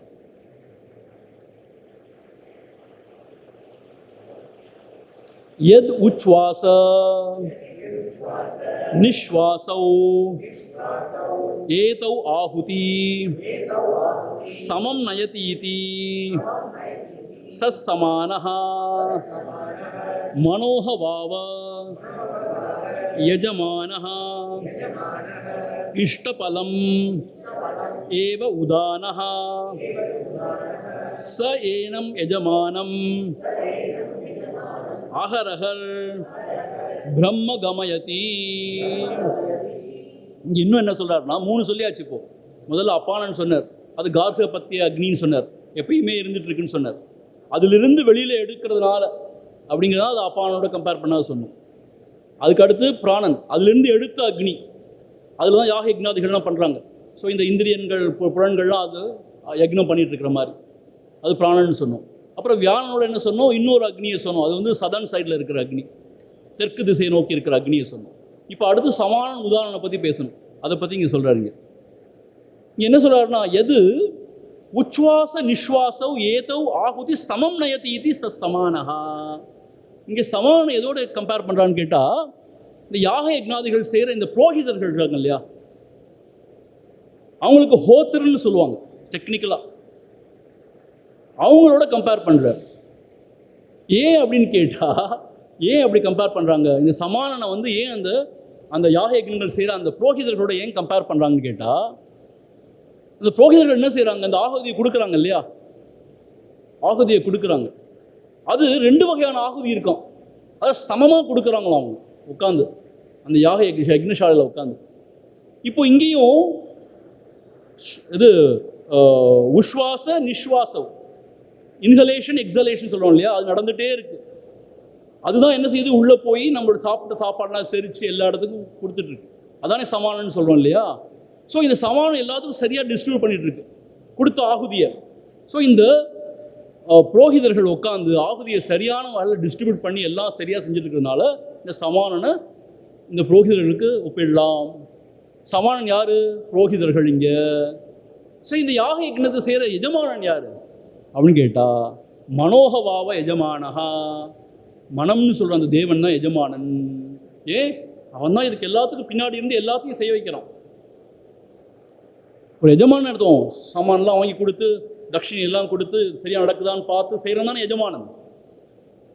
ஒரு கர்த்தா, அதாவது அந்த யாக யக்ஞாதியோட கர்த்தாவை எஜமானன்னு சொல்லுவாங்க. இங்கே எஜமானன்னா மனோகவாவ எஜமானஹா. எல்லாம் சொல்லியாச்சு சுவாமி, பட் உதாரணம் பற்றி சொல்லியே அப்படின்னா, இஷ்டபலம் ஏவ உதானஹா.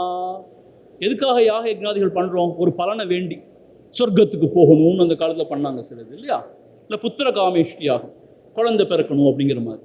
அந்த பலன் தான் உதானன்.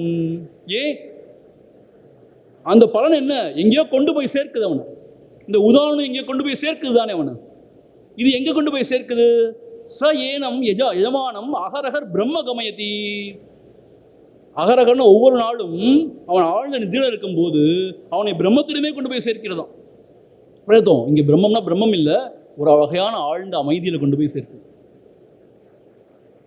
தூங்க போனால் அமைதி தானே, அமைதியில் போயிடுவாங்க தானே. ஸோ இந்த உதான வாயு அதை ஏன் இஷ்டப்படத்தோடு ஒப்பிடுறாங்கன்னா, அது எங்கேயோ கொண்டு போய் சேர்க்குது அந்த எஜமானனை. அதுபோல் இந்த உதான வாயு அவனை அன்றாடம் அந்த ஆழ்ந்த நித்திரைங்கிற அந்த அந்த அமைதி நிலைப்பைன்னு சேர்க்கறதுனால அதை உதான வாயுவோட இது. ஆமாம், அந்த உதான வாயுவை அதை சொல்கிறாங்க. அகரகர் பிரம்ம கமயதி. இங்கே பிரம்மம்னா பிரம்மம் இல்லை, ஆக்சுவலாக பிரம்மம்னா அந்த ஆழ்ந்த ஒரு state of peace and tranquillity, குவைட்டிட்யூட், அந்த இடத்துல போய் சேர்க்கறதுனால இப்படி சொல்லியிருக்காங்க.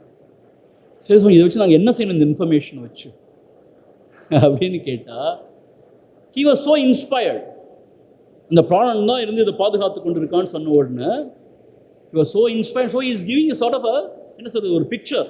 அந்த காலத்தில் இருந்த யாக யக்ஞாதிகளில் ஒப்பிட்டு இந்த அக்னியை இந்த பிராண இந்த அக்னியோட இதோட ஒப்பிடலாம் அப்படின்னு சொல்லியிருக்காரு. இது வே ஆஃப் உபாசனான்னு சொல்றார் குருதேவர். இந்த மாதிரி சிந்திச்சுட்டு இருந்தோம்னா நம்ம அன்றாட குப்பைகளை சிந்திக்க மாட்டோம், உயர்ந்த விஷயத்தை சிந்திச்சுருக்கோம், மனசு தூய்மைப்படுவோம் அப்படிங்கிற மாதிரிலாம் குருதேவர் சொல்றார். ஸோ இது உபாசனை மாதிரி இது சொல்லப்பட்டிருக்குங்கிற மாதிரி இந்த ரெண்டு செய்யுளை சொல்றார். ஓகே ஆச்சா. அப்புறம் இப்போ மெயின் டாபிக் வரோம் திருப்பி. இப்போ என்ன கேட்டான், யார் கனவு காண்றான்னு கேட்டான். அப்போது கனவு நிலையை பற்றி இங்கே ரொம்ப டீட்டெயில்டாக சொல்கிறார் அடுத்த செய்யுள். உறக்க நிலையை பற்றி சொல்லியாச்சு இல்லையா, ஆழ்ந்த உறக்க நிலையை பற்றி. என்னாச்சு, எப்படி சூரியன் வந்து தன்னோட கதிர்கள்லாம் ஒடுக்கி கொண்டு அவன் அப்படியே மறைஞ்சு போகிறானோ, அப்புறம் திரும்பி கதிர்கள்லாம் விரித்து கொண்டு வரானோ, அதுபோல் இந்திரியங்கள்லாம் மனசில் ஒடுங்கி அவன் அப்படியே நித்திரையில் போயிடுறான். அப்போ எதுவும் கேட்கறது இல்லை, பார்க்கறது இல்லை, ஒன்றும் செய்கிறது இல்லைன்னு சொன்னார் இல்லையா. அதான் ஆழ்ந்த நிதிரைன்னு சொன்னார். இப்போது அதில் யார் முழிச்சுட்டு இருக்கா, பிராணன் முழிச்சுட்டு இருக்கான். அவன் தான் இந்த உடலை பாதுகாத்து கொண்டு இருக்கான். இல்லாட்டி இந்த உடல் போயிடும், இட் வில் டிஸ்இன்டிகிரேட் இல்லையா. ஆனால் அவன் இருந்து அதை பாதுகாத்து கொண்டு தான் சொன்னார். அடுத்து என்ன கேள்வி கேட்கப்படுது, எவன் அந்த இது கனவு நிலையை அனுபவித்துக் கொண்டிருக்கான், கனவு காண்கிறான் அப்படிங்கிறதுக்கு ரொம்ப அழகாக இருக்கு பாருங்க. நமக்கு நிறைய ஒரு கேள்விக்கு பதில் இந்த இதில் வந்துடுது. டெலியும் சமீபத்தில் இந்த விஷயம் பேசிகிட்டு இருந்தோம். இந்த கனவு நிலைன்னா என்ன, ஏதோ கனவுலாம் வருது, எப்படி வருது அப்படிலாம் பேசிகிட்டு இருக்கும்போது இது அப்படியே ஆன்சர் இருக்கு பாருங்க. ரொம்ப ரொம்ப இன்ட்ரெஸ்டிங்காக இருக்கு. அத்ர ஏஷ தேவஹா ஸ்வப்னே மகிமானம் அனுபவதி யத் திருஷ்டம் திருஷ்டம் அனுபஷ்யதி ஸ்ருதம் ஸ்ருதம் ஏவ அர்த்தம் அனுஷ்ருணோதி தேச திகந்தரைஷ்ச பிரத்யனுபூதம் புனః பிரத்யனுபவதி திருஷ்டம் ச அதிருஷ்டம் ச ஸ்ருதம் ச அஸ்ருதம் ச அனுபூதம் ச அனனுபூதம் ச சச்ச அசச்ச சர்வம் பஷ்யதி சர்வஹா பஷ்யதி. ஸோ என்ன சொல்றாருன்னா, அத்திர இங்கே ஏஷகா தேவஹா, இந்த தேவன் யார், இந்த மனம்னு சொல்லிட்டு இருக்கோமா இப்போ, இவன் தான் சொப்னே மகிமானம் அனுபவதி. இந்த சொப்னத்தில் மகிமானம் அற்புதமான சில அனுபவத்தை எல்லாம் அனுபவிக்கின்றான். இந்த மனம்தான் அனுபவிக்கின்றது. என்னாச்சு, ஆழ்ந்த நித்திரைக்கு போயாச்சுன்னா பிரச்சனை இல்லை. மனம் ஆழ்ந்த நித்திரைக்கு போல அதே சமயத்தில் விழிப்பு நிலைக்கும் வரல. இப்போ என்ன அர்த்தம், இந்த உடம்பை பற்றின பிரக்ஞை அப்போ இல்லை நமக்கு, இந்த பாடி கான்ஷியஸ்னஸ் இல்லை தானே நமக்கு. அப்போ என்ன ஆயிடுதுன்னா, மனம் என்ன செய்யுதுன்னா, நம்ம விழிப்பு நிலையில் வாழ்க்கை வாழ்ந்துகிட்டு இருக்கும்போது சில அனுபவங்கள்லாம் நம்ம சேர்த்து வச்சுருப்போம் இல்லையா, சில பதிவுகள், நம்ம அனுபவித்த அனுபவங்களோட பதிவுகள். அந்த பதிவுகளை அது அப்படியே வெளிப்பட ஆரம்பிக்கும். இந்த மனசு அதை பார்த்து கொண்டே இருக்கு. ஆக்சுவலாக விழிப்பு நிலைன்னு சொன்னால் இந்த உடம்போடு நம்ம ஐக்கியப்பட்டிருக்கோம், புலன்களை வச்சு உலகத்தை காண்றோம். இப்போ என்ன ஆயிடுது, அறகுறையான நிலை இது. ஆழ்ந்த நித்திரைக்கும் போல இந்த உடம்போடு ஐக்கியப்பட்டு புலன்கள் வழியாக உலகத்தையும் பார்க்கல. இப்போ மனம் என்ன செய்யுது, இந்திரியங்கள்லாம் மனதை ஒடுங்கிருக்கு, மனம் இன்னும் ஒடுங்கலை. மனம் என்ன செய்யும், அந்த சமயத்தில் ஏற்கனவே பார்த்த கேட்ட அனுபவித்த விஷயங்களோட பதிவுகள் இருக்கும் பார்த்தீங்களா, அது மீண்டும் மீண்டும் வர அதை அனுபவித்துக் கொண்டிருக்கிறது. இதுதான் கனவு.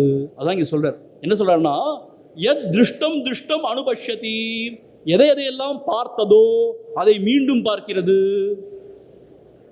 ஸ்ருதம் ஸ்ருதம் ஏவ அர்த்தம் அனுஷ்ருணோதி, எதையெல்லாம் கேட்டதோ அதை மீண்டும் கேட்கிறது. அந்த பதிவு உள்ள இருக்கு. நம்ம என்னைக்கோ பார்த்த காட்சிகள்லாம் கூட கனவுல வரலாம் இல்லையா. அப்போ அந்த பதிவு இருக்கு நம்ம மனசுக்கு, அது நமக்கு திருப்பி வருது. அந்த மனம் மீண்டும் ஒரு முறை மீட்டு பார்க்குற மாதிரி தான் அது. நம்ம சில சமயம் தூங்காமையே கூட பகற்கனவு அப்படியே யோசிச்சு பார்ப்போம் இல்லையா. ஆனால் தூங்கும்போது நம்ம கண்ட்ரோலில் இல்லை எதுவும். அப்போது எதெல்லாம் கேட்டோமோ அதை மீண்டும் கேட்கிறது. தேச திக் அந்தரைஷ பிரத்யனுபூதம் புன பிரத்யனுபவதி. தேச திக்னு அர்த்தம், ஏதேதோ இடங்களில் போய், தேச காலம் ஏதோ தேசங்கள், திக் எதேதோ திசையில எதேதோ தேசத்துல போய் என்னென்னமோ அனுபவிக்கிறோம் இல்லையா, அதை மீண்டும் அனுபவிக்கிறது. நம்ம வேற ஏதாவது நாட்டுக்கு போயிருப்போம், அந்த அற்புதமான சில விஷயங்கள்லாம் பார்த்துருப்போம். அந்த பதிவு ரொம்ப ஆழமா இருக்கும்.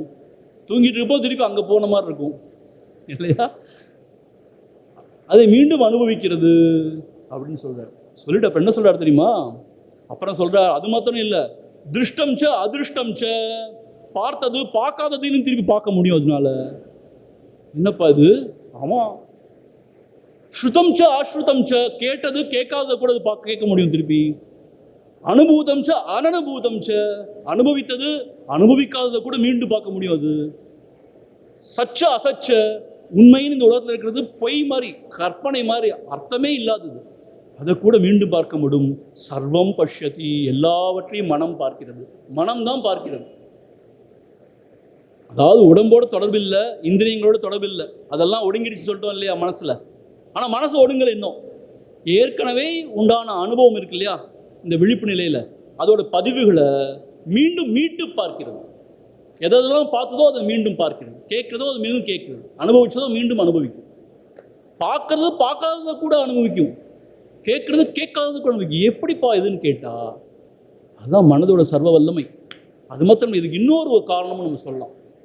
எப்படின்னு கேட்டா, குருதேவர் 2 வகையை எக்ஸ்பிளைன் பண்றாரு. ஒன்று வந்து அந்த பதிவுகள் இந்த ஜென்மத்தில் மொத்தம் நம்ம அனுபவத்தோட பதிவுகள் இல்லை, எவ்வளவோ ஜென்மத்து பதிவுகள் உள்ள இருக்கே. நமக்கு தெரியாது எந்தெந்த ஜென்மத்தில் என்னென்னலாம் அனுபவிச்சோம், என்ன பார்த்தோம், என்ன கேட்டோம், அதெல்லாம் கூட இருக்கலாம், அதெல்லாம் கூட வரலாம். அதான் அதிருஷ்டம். சரி, இந்த ஜென்மத்திலையும் பார்த்துருக்க மாட்டேன், ஆனால் எப்பயோ பார்த்துருப்பியா இருக்கும். You understand how fascinating? அது மாத்திரம் இல்லை, கிறுக்குத்தனமான சில விஷயம், நடக்கவே முடியாத விஷயங்கள்லாம் வருமே, அது எப்படின்னு கேட்டால் குருதேவர் ரொம்ப அழகாக விளக்கம் கொடுத்துருக்காரு, ரொம்ப அற்புதமாக விளக்கியிருக்கார் குருதேவர்.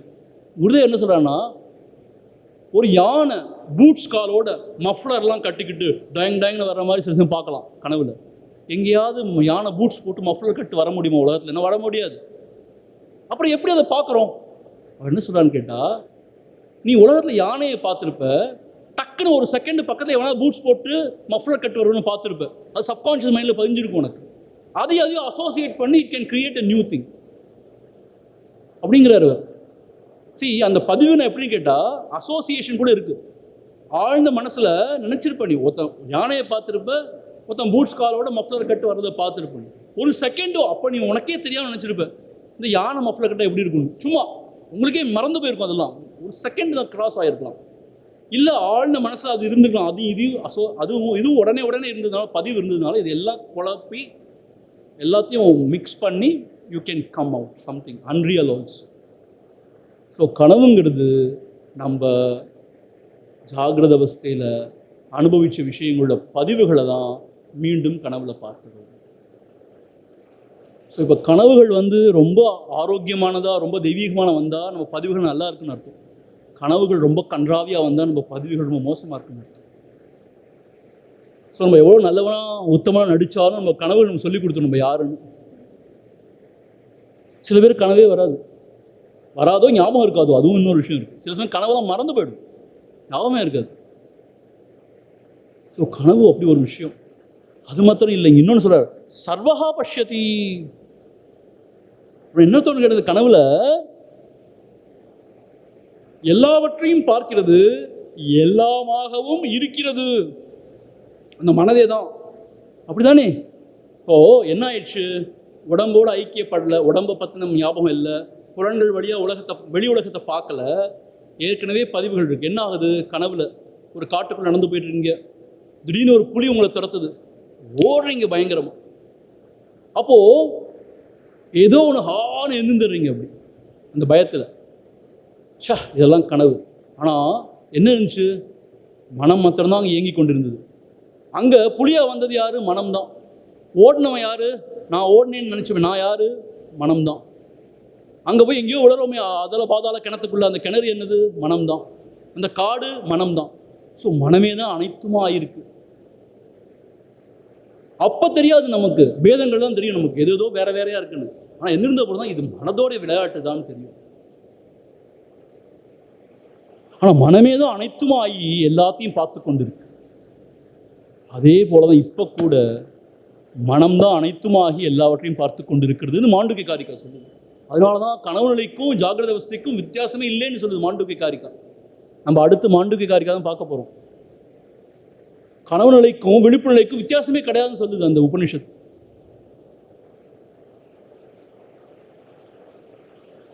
So the experiencer, the experience, everything is the one thing, the mind only. When the mind is rolled out, there is nothing called experience or experienced.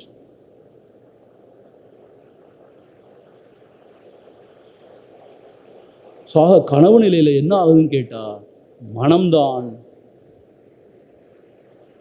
In fact the mind viewing the mind is the dreamer seeing the ட்ரீம்னு குருதேவர் சொல்றார். The mind viewing viewing the mind is the dreamer seeing the dream. மனசுக்குள்ள அதோட பதிவுகள் அது பார்த்துட்டு இருக்கு, அதுதான் கனவு.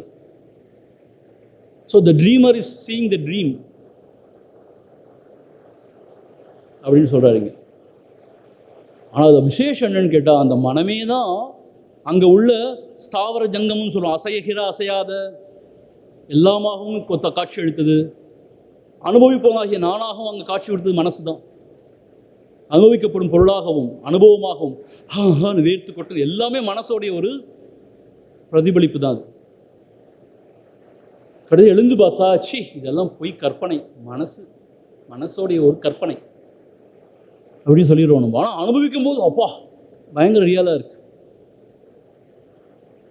ஆக கனவுனா என்னன்னு கேட்டால் இந்த மனமானது தன்னுடைய ஏற்கனவே உள்ள பதிவுகளை, ஆனால் ஏற்கனவே இல்லாத பதிவையும் பார்க்குறேனேன்னு கேட்டால் அது ஏதோ அசோசியேட் பண்ணி வச்சிருக்கு மனசுக்குள்ள, அது சப்கான்ஷியஸ் மைண்ட்லேருந்து அப்படி த்ரோ பண்ணுது.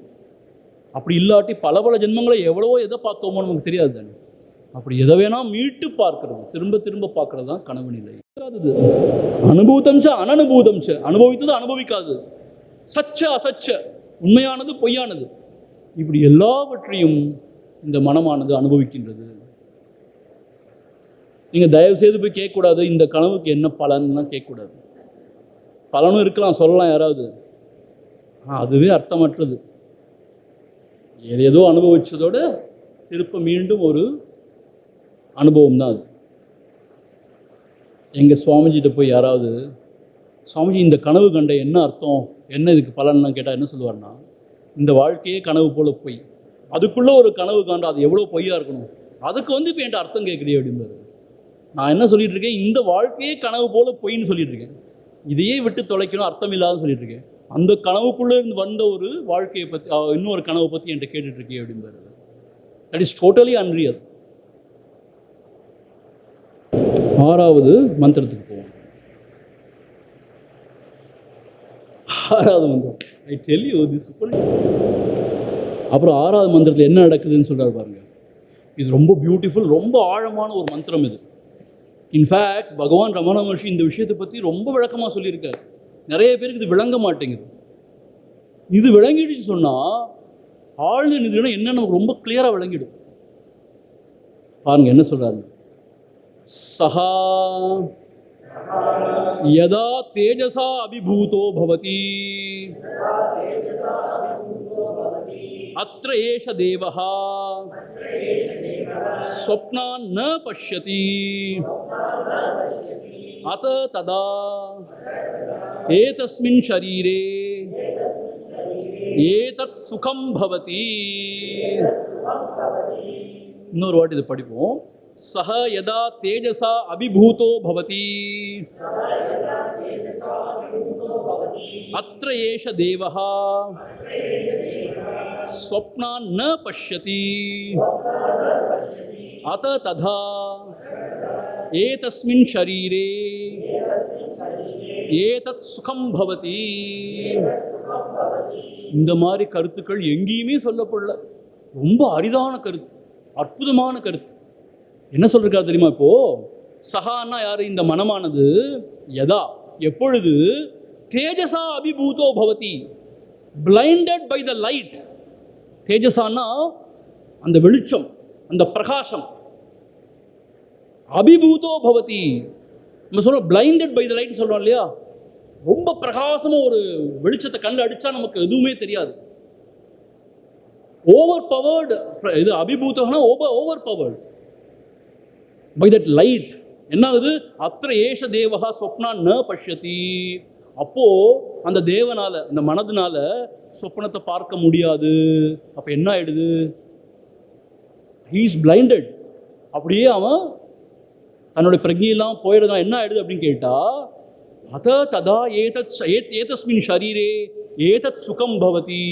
அப்போ சொல்ல ஒண்ணாத ஒரு சுகம் உண்டாகிறது.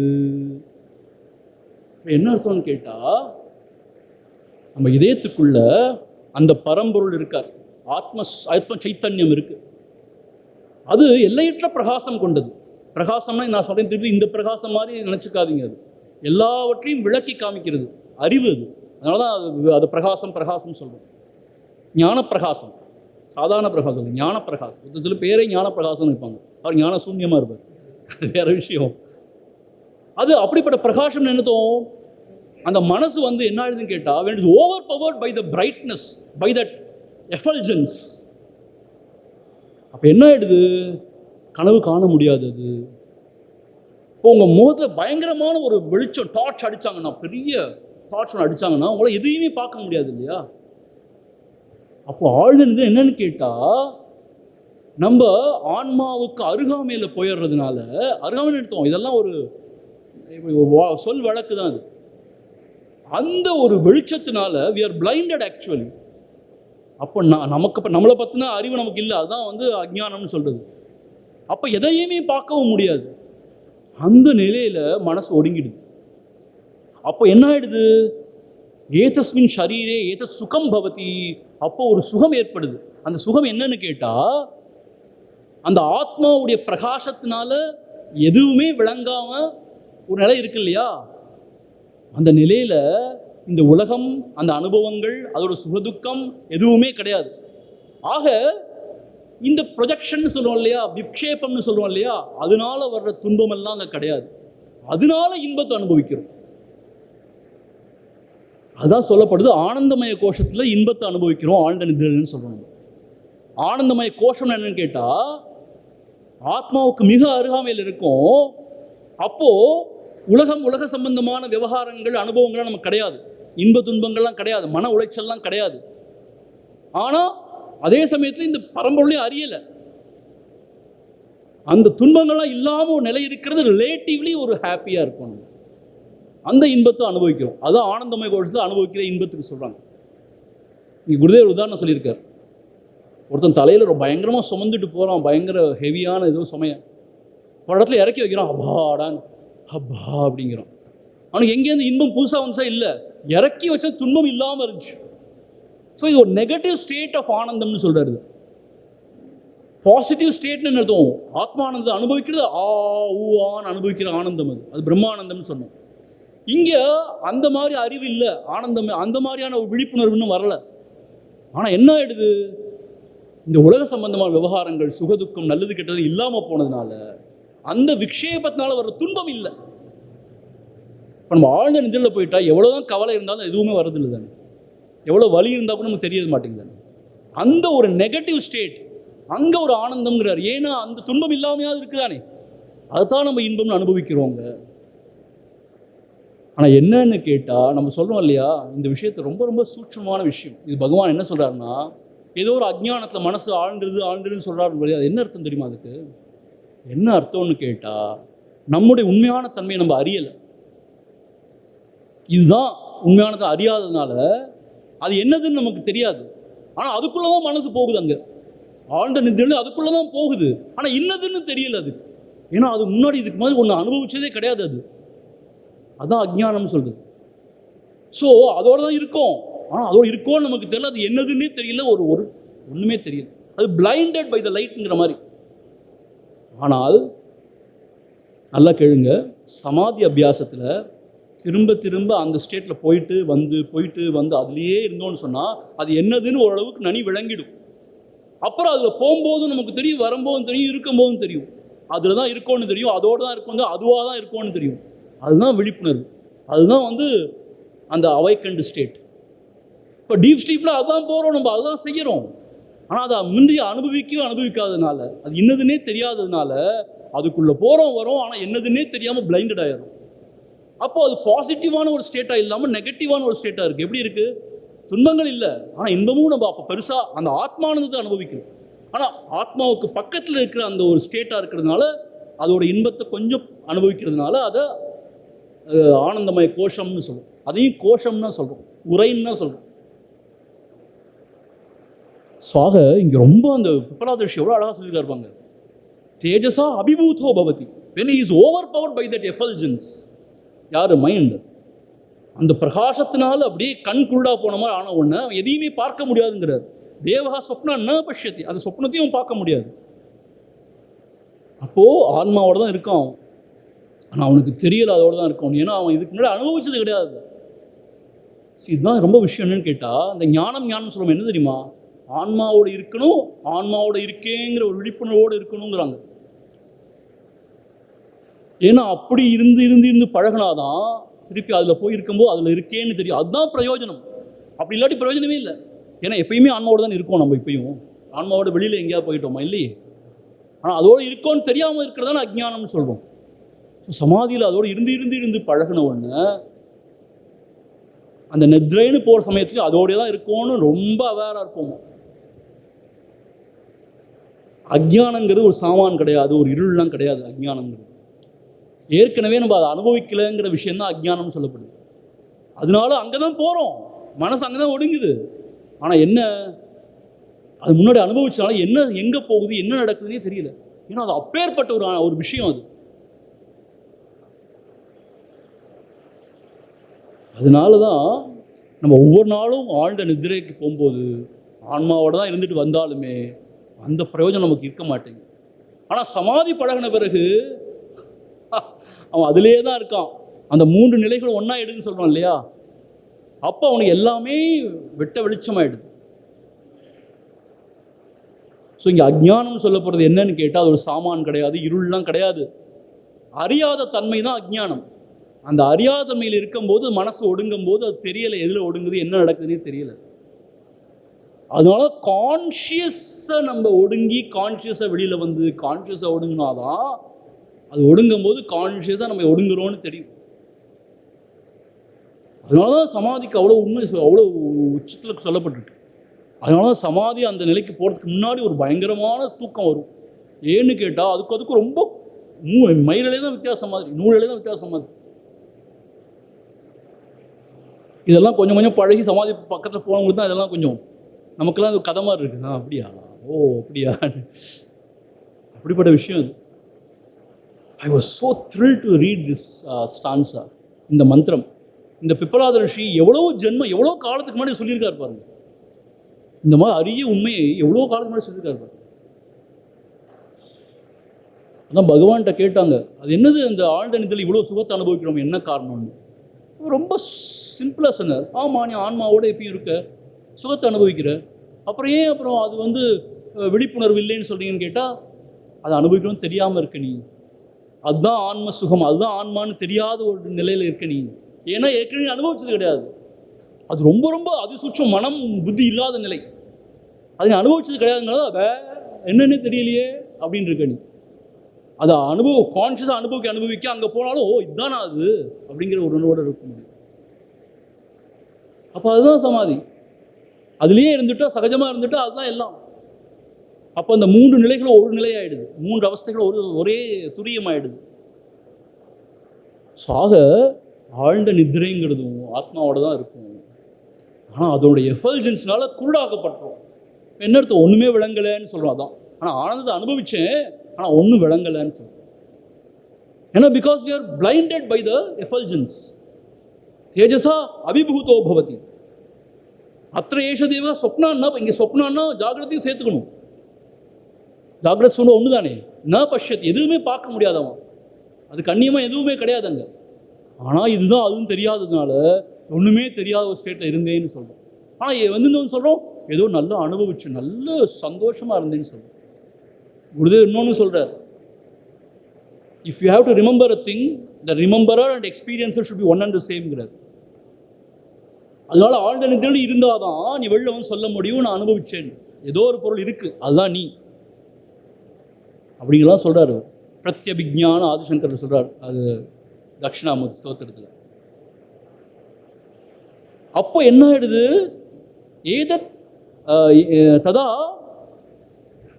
ஏதஸ்மின் ஷரீரே ஏதத் சுகம் பவதி. அப்போ ஒரு சுகத்தை அனுபவிக்கிறோம். சுகம் பவதி அவ்வளோதான் சொல்லிட்டார். இன்னொரு விஷயம் யார் அனுபவிக்கிறான்னு கேட்டால் அது ஒரு பெரிய பிரச்சனையாயிடும். சுகம் பவதி, அங்கே சுகம் அனுபவிக்கப்படுகிறது, சுகம் உண்டாகிறது. ஏன்னா மனசு அவங்க ஒடுங்கிடுச்சு. ஆனால் ஆத்மாவுக்கு அருகாமையில் இருக்குன்னு ஆன்மா உணரலை. ஏன்னா இதுதான் ஆன்மான்னு தெரியல. அதான் அருகாமையில் இருக்குன்னு சொன்னது. அது பக்கத்துலலாம் கிடையாது, அப்படி அங்கே டிஸ்டன்ஸ் எல்லாம் கிடையாது. அங்கே ஏன் அருகாமையில் இருக்கணும் அதை பற்றின உணர்வு இல்லை. ஆனால் அது அதெல்லாம் இருக்கும். அதான் அதுக்கு அருகாமையில் இருக்குன்னு சொல்கிற மாதிரி. அப்போ அது சுகத்தை அனுபவிக்கிறோம். அதான் எந்திருந்த உடனே எல்லா தூங்குனே அருமையாக இருந்துச்சுன்னு சொல்லுவோம். We are energised. சில பேர் கேட்குறாங்க, ஏன் சுவாமி தூக்கத்துலேருந்து எழுந்திருக்கவே தோண மாட்டேங்குது? நம்ம ஆத்மாவோடு இருக்கும். அப்போ அப்படியே இருந்துட்டா தான் சமாதி. அப்படியே இருந்துடுறோமே நாங்கள். இருக்க முடியுதா பாருங்கள். எப்போ பாரு தூக்கத்துலேயே இருக்க முடியாது. வாசனாதிகள் இருக்கு, விடாது. இயற்கை விடாது நம்மளை. தூங்கிட்டே இருக்க முடியாது யாராலையுமே முடியாது. எவ்வளோ பெரிய கும்பகர்ணா இருந்தாலும் தூங்க முடியாது, தூங்கிட்டே இருக்க முடியாது. முடிச்சுதான் ஆகணும். அப்புறம் திருப்பி எல்லாம் வந்துடும். வேற வழியே இல்லை, எல்லாம் வந்துடும். வரும் எல்லா வாசனாதிகளும் இருக்கு. இப்போ என்ன ஆகுதுன்னு கேட்டா, பிரஜையோடு அந்த ஆத்மஸ்வரூபம் நிலைபெற்று இருக்க இந்த உடம்பு மனசுங்கிற அதெல்லாம் அத்து போக அந்த வாசனாதிலாம் எரிஞ்சு போகுதுன்னு நாங்கள் என்ன அர்த்தம்? வெளியில் உலகம் இருக்குங்கிற மாயெல்லாம் நீங்க அப்புறம் திருப்பி அந்த வாசனாதிகள் திருப்பி வந்து சத்தியம் நினைச்சு எழாது. இந்த உலகம் சத்தியம் நினைச்சு எழாது. அதான் ரோஸ்டட் இருக்கும். சத்தியம் நினைச்சு எழாது. அப்போ எண்ணங்களே எழாது. உலகமே இல்லைன்னு சொன்னால் எண்ணங்கள் எப்படி எழ முடியும் உலகத்தை பற்றி? அப்போ அவன் தன்னுடைய நிலையிலே இருக்கான். ஸோ இங்கே முக்கியமான விஷயம் என்னன்னா, ஏதோ இருட்டில் போகுது சொல்கிறோம், ஆனால் பிரகாசத்துக்குள்ளே போகுது. அதுதான் இங்கே உள்ள ஒரு சூட்சமான வித்தியாசம். ஆனால் அந்த பிரகாசமே இருள்னு ஏன் சொல்லப்படுது? பயங்கரமான பிரகாசம், ஒன்றும் தெரியாது. அந்த பிரகாசத்துக்குள்ள வேற கான்ஷியஸாக போக பிரகாசம்னா உடனே பிரகாசம் நினச்சிடாதீங்க. அந்த அறிவு நிலையில் கான்ஷியஸாக போக அதில் போகும்போது வர்றது எல்லாமே தெரிய அதுதான் சமாதி நிலை. அதுவே சகஜமாச்சுன்னா அதுதான் துரிய நிலை. இவ்வளோ விஷயம் அதில் உள்ளடங்கி இருக்கு. ஆழ்ந்த நிதியில் என்ன அர்த்தம்? முதல்ல இந்த இந்திரியங்கள், ஞானேந்திரியம், கர்மேந்திரியம்லாம் மனசில் ஒடுங்கி, எப்படி சூரியனோட கதிர்கள்லாம் மனசுக்கு அந்த சூரியனுக்குள்ளே ஒடுங்கி உள்ள அப்படியே அஸ்தமனம் ஆகிடுதோ, அப்புறம் திருப்பி எழும்போது எல்லாம் வருதோ, அதுபோல் இந்திரியங்கள்லாம் மனசில் ஒடுங்கி மனசு அப்படியே ஒடுங்கிடு. அதான் ஆழ்ந்த. அப்போ எதையுமே உணர்றது இல்லைன்னு சொன்னார். சரி, ஆனால் அப்போது பிராணன் மாத்திரம் முழிச்சிருந்து இந்த உடம்பை பாதுகாக்கிறான்னு சொன்னார். பிராணன் தன் வேலையை செய்கிறதுனால தான் நம்ம உயிரோடு இருக்கோம். நம்ம கனவுன்னு என்னது? ஏற்கனவே இந்த பதிவுகளை மீட்டு நம்ம அனுபவிச்சு பார்க்குறோம். மனசு என்ன செய்து திரும்ப பார்க்குது அந்த பதிவுகள். அதுதான் அப்படி உலகமாகவும் அனுபவிப்பவனாகவும் வந்து நமக்கு பண்ணும். அதே மனசு அனைத்துமாகி இருக்கு. யாதுமாகி நின்றாய் காளி அப்படி சொல்கிறோம் இல்லையா? என்ன அர்த்தம்? அவளே தான் அர்த்தம். அதே சக்தி தான் எல்லாமா இருக்கு. மனசக்தி தானே. Mind is Maya at play. So அதே மனசு எல்லாத்தையும் பார்த்து மயங்குது, வேற நினச்சி மயங்குது. ஆனால் அதுவே தான் எல்லாமா இருக்கு. அது அந்த மாதிரி நிலைமை. ஆனால் என்ன ஆயிடுதுன்னு கேட்டால், ஏன் அப்புறம் கனவு போயிடுது? ஒரு நிலையில் அப்படியே அந்த விழிப்பில் அந்த மனசு ஒடுங்கும் போது ஆன்மாவில் தான் ஒடுங்க முடியும். ஏன்னா ஆன்மாவை தான் ஒன்றும் கிடையாது. மனசு எங்கே போய் ஒடுங்கும்?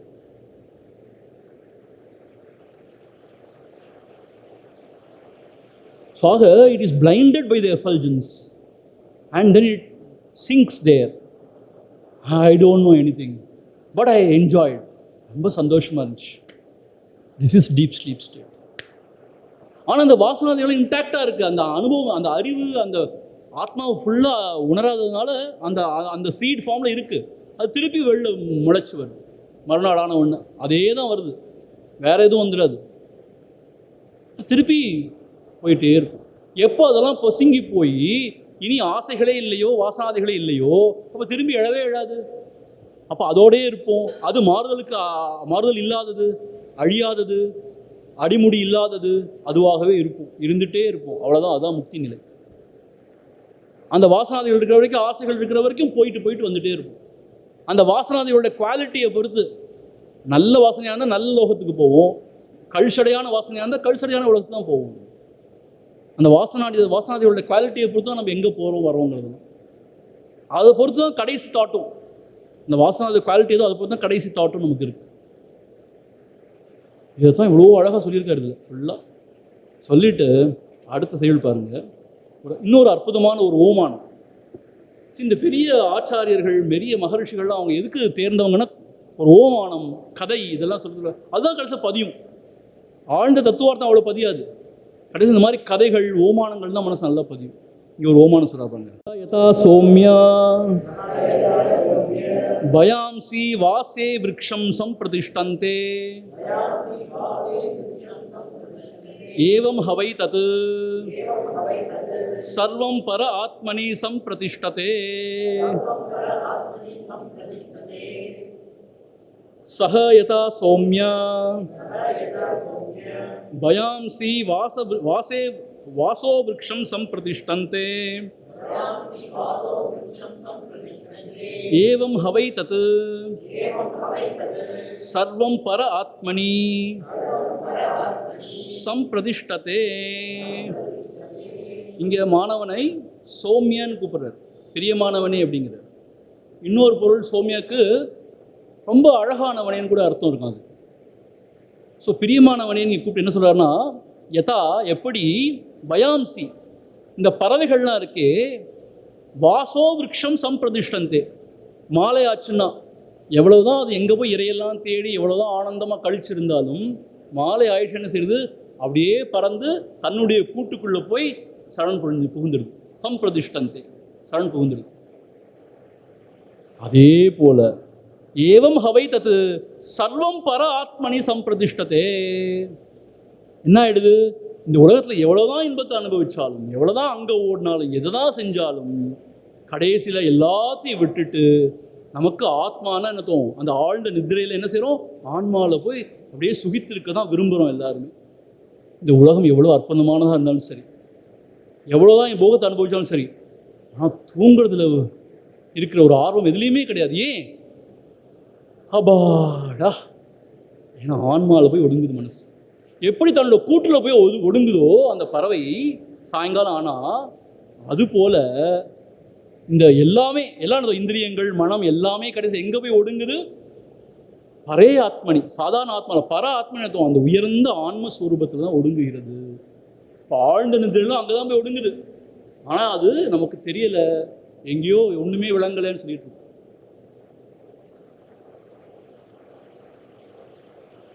ஸோ எங்கே போனாலும் கடைசியில் இங்கே தான் வந்தாகணும். ஒவ்வொரு நாளும் வரோம் நம்ம. இதனால தான் பகவான் சொல்கிறார், இது வந்து ரொம்ப விசித்திரமான அனுபவம் கிடையாதுங்கிறார். ஒவ்வொரு நாளும் நம்ம அனுபவிக்கிறது தான். ஒவ்வொரு நாளும் we are going back to the source.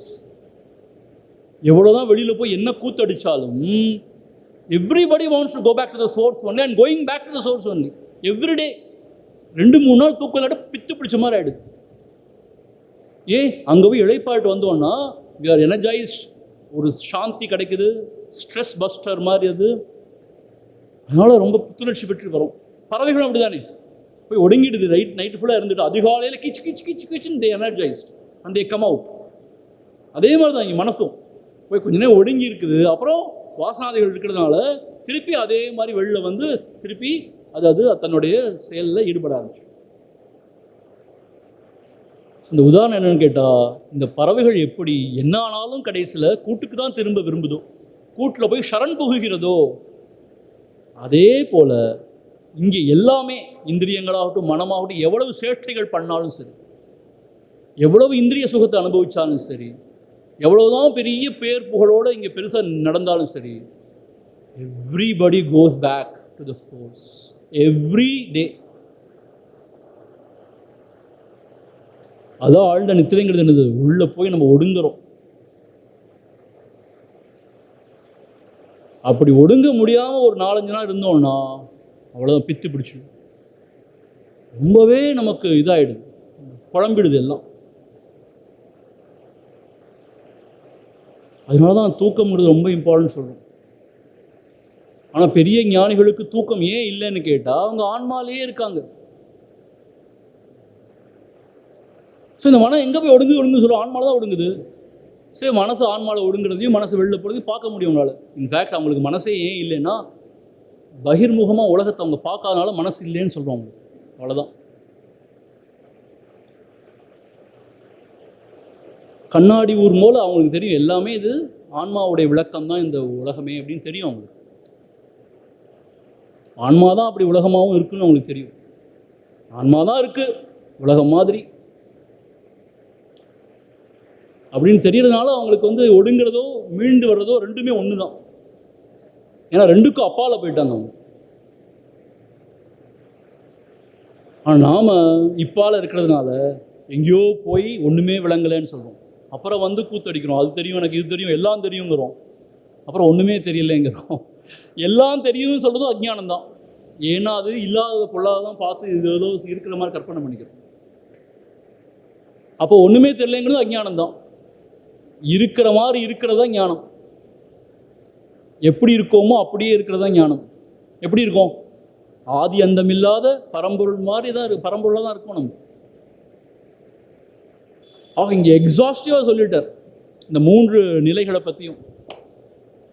So இந்த மனமானது ஆழ்ந்து எழும்பிச்சு சொன்னால் இந்த உடலோடு ஐக்கியப்படுத்தி புலன்கள் ஊடாக உலகத்தை பார்க்குது. அதை நம்ம ஜாகிரத அவஸ்தைன்னு சொல்கிறோம். இன்ஃபேக்ட் மனம்தான் இந்திரியமாகி அந்த இந்திரியம்தான் உலகமாகி பார்க்குது எல்லாத்தையும். அது இருக்கட்டும், அதுக்கு இப்போ போக வேண்டாம். ஆக ஜாகிரத அவஸ்தைனா இந்த உடம்போடு ஐக்கியப்படுத்தி இந்திரியங்கள் வாயிலாக புற உலகத்தை பார்க்குற மாதிரி ஒரு காட்சி தெரிகிறது ஜாகிரத அவஸ்தை. அப்புறம் அந்த உடம்புங்கிற அந்த பிரஜை போய் இந்திரியங்கள்லாம் மனசில் ஒடுங்கின பிறகு, ஆனால் ஆழ்ந்த நிதிரையில் போகிறதுக்கு முன்னாடி ஏற்கனவே இந்த பதிவுகளை திருப்பி மீட்டு பார்க்கும்போது மனசே தன்னுடைய அந்த பதிவுகளை திரும்ப திரும்ப அனுபவிக்கும் பொழுது அது சொப்னம்னு சொல்லுவோம், ட்ரீம்னு சொல்லுவோம். அதில் சப்கான்ஷியஸ் மைண்டில் இருக்கிற சில அசோசியேஷன்ஸ் கூட வரலாம். ட்ரீமும் எது வேணால் வரலாம், எப்படி வேணால் வரலாம். அதனால தான் அந்த 11ஆம் அத்தியாயத்தில் சொல்கிறார் கிருஷ்ணர் அர்ஜுனன்ட்ட, இங்கே பார், இதை பார், அதை பார், அந்த இது விஸ்வரூபத்தை. அப்புறம் சொல்ல, நீ எதெல்லாம் நினைக்கிறோ அதையும் பாருங்கிறார், எதெல்லாம் வேணுமோ அதையும் பாருங்கிறார். அப்போ என்ன அர்த்தம்? Everything is possible. Whatever you desire, whatever you want you see, because you are seeing only whatever you want, whatever you have as your vasanas you see அப்படிங்கிற எல்லாத்தையும் பாருங்கிற. ஸோ ஆக அதை பார்க்குதுமா. அப்புறம் தேஜசா அபிபூயா, it is blinded by that effulgence and it goes into that. ஆனால் அதுவும் தெரியாததுனால ஆஹா நல்லா அனுபவிச்சான என்னன்னே விளங்கலைன்னு சொல்லுது. அது ஆனந்தமய கோஷத்தில் இருக்கும்னு அர்த்தம். அங்கே போய் ஆனந்தத்தை அனுபவிக்குது. எப்படி இந்த பறவைகள்லாம் கூட்டுக்குள்ளே போயிட்டு திரும்பி வருதோ, எப்படி சூரியன் தன் கதிர்கள்லாம் ஒடுக்கி கொண்டு அஸ்தமனமாகி திருப்பி வரானோ, அதுபோல் இந்த ஜீவனானது எல்லாவற்றையும் ஒடுக்கி கொண்டு உள்ளே போயிட்டு திருப்பி வருது, உள்ளே போயிட்டு திருப்பி வருது. இந்த உலகத்தை முதல்ல அனுபவிக்குது, அப்புறம் அது பதிவுகளாக இருக்கிற அந்த பதிவுகளை அனுபவிக்குது, அப்புறம் உள்ளே போகுது. ஆனால் அது தன்னுடைய உண்மையான நிலையை அறியாததுனால திருப்பி அந்த பதிவுகளோடு வெளில வருது. இது கூத்து நடந்துகிட்டே இருக்கு. ஒரு ஜென்மமில் இருந்து நடந்துகிட்டே இருக்கு. அது பல வகையான கற்பனைகளை பண்ணிக்குது. அதில் இந்த ஜீவன் ரொம்ப சிரமப்படுது, மீண்டும் மீண்டும் பிறந்து பிறந்து இழைக்குது. இதெல்லாம் சொன்னவர் அடுத்த சைடு என்ன சொல்ல போகிறான்னு கேட்டால், ஒவ்வொன்றா சொல்ல போகிறார் எது எது ஒடுங்குதுன்னு. ஏன் சார் இவ்வளோ டீட்டெயில் தேவையான்னு கேட்டால், எனக்கு அப்படி சொல்லணும் ஆசையாக இருக்குது. அதை படிப்போம், நாளைக்கு பார்ப்போம். பாருங்க எவ்வளோ டீட்டெயில்டாக சொல்லிக்காங்கிறது தான் நான் அதை சொல்ல வரேன். நான் பிருத்திவீச்ச பிருத்திவி மாத்ரா, ஆபஹாச்ச ஆபோ மாத்ராச்ச, தேஜஹாச்ச தேஜோ மாத்ராச்ச, வாயுஷ்ச வாயு மாத்ராச்ச, ஆகாசஸ்ச ஆகாஷ மாத்ராச்ச, சக்ஷுஷ்ச द्रष्टव्यं च, श्रोत्रं च श्रोतव्यं च, घ्राणं च घ्रातव्यं च, रसश्च रसयितव्यं च, त्वक् च ஸ்த்வக்ச ஸ்பர்ஷ இதத்தவ்யம் ச. கரெக்ட். வாக்ச வக்தவ்யம் ச. ஹஸ்தௌ ச ஆதாதவ்யம் ச. உபஸ்தஸ்ச ஆனந்தயதத்வம் ச. பாயுஷ்ச விசர்ஜயிதத்வம் ச. பாதோ ச கந்தவ்யம் ச. மனश्च மந்தவ்யம் ச. புத்திश्च போதவ்யம் ச. அகங்காரश्च அகங்கர்த்தவ்யம் ச. சித்தம் ச சேதயிதவ்யம் ச. தேஜஸ்த வித்யோதயிதத்வம் ச. பிராணश्च விதாரயிதவ்யம் ச. என்ன சொல்றான்னு கேட்டா ஒன்றும் சொல்லலை. இந்த பஞ்ச மகாபூதம் சொல்கிறோம் இல்லையா, ஆகாசம், அப்புறம் வந்து வாயு, இதெல்லாம் சொல்கிறோம் இல்லையா, இது அப்புறம் நெருப்பு, அக்னி, ஆபகா, நீர், அப்புறம் பிருத்திவிங்கிறது, நிலம், இதெல்லாம் தன்னுடைய தன்மாத்திரம் நடத்தும். நம்ம சொன்னோம் அதோடைய ஒரிஜினல் ஸ்டேட்.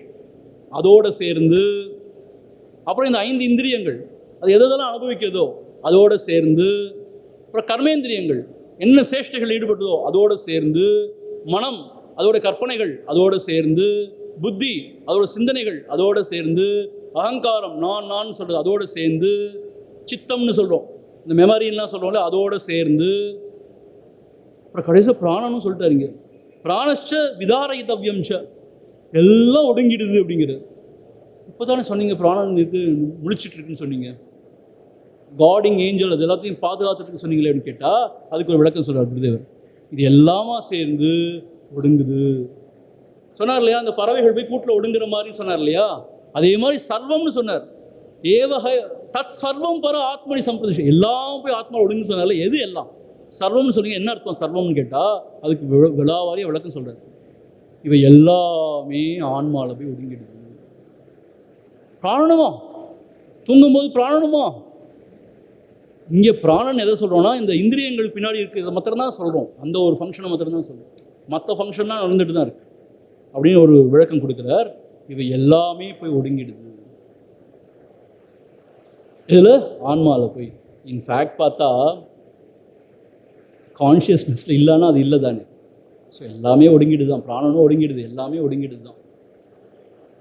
வெளியிலேருந்து தானே பார்க்குறோம், அவன் வந்து மூச்சு விட்டுட்ருக்கான், டைஜஷன் நடக்குது, எல்லாம் வேக்கிங் ஸ்டேட்டோட எக்ஸ்பீரியன்ஸ் தான்.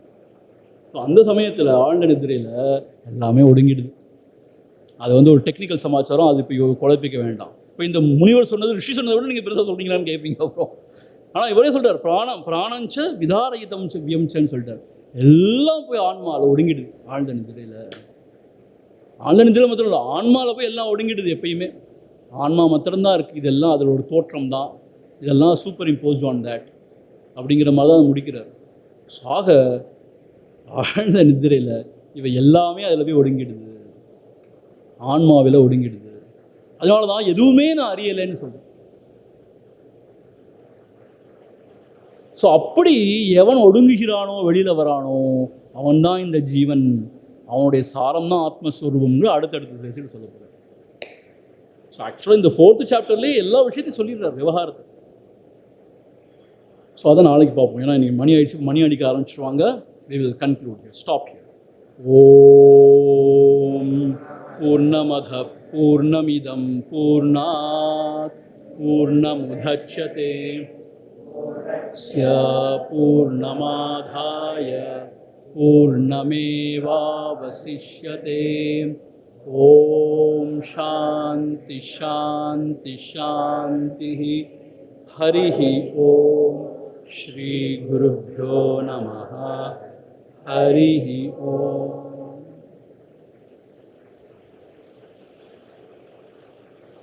So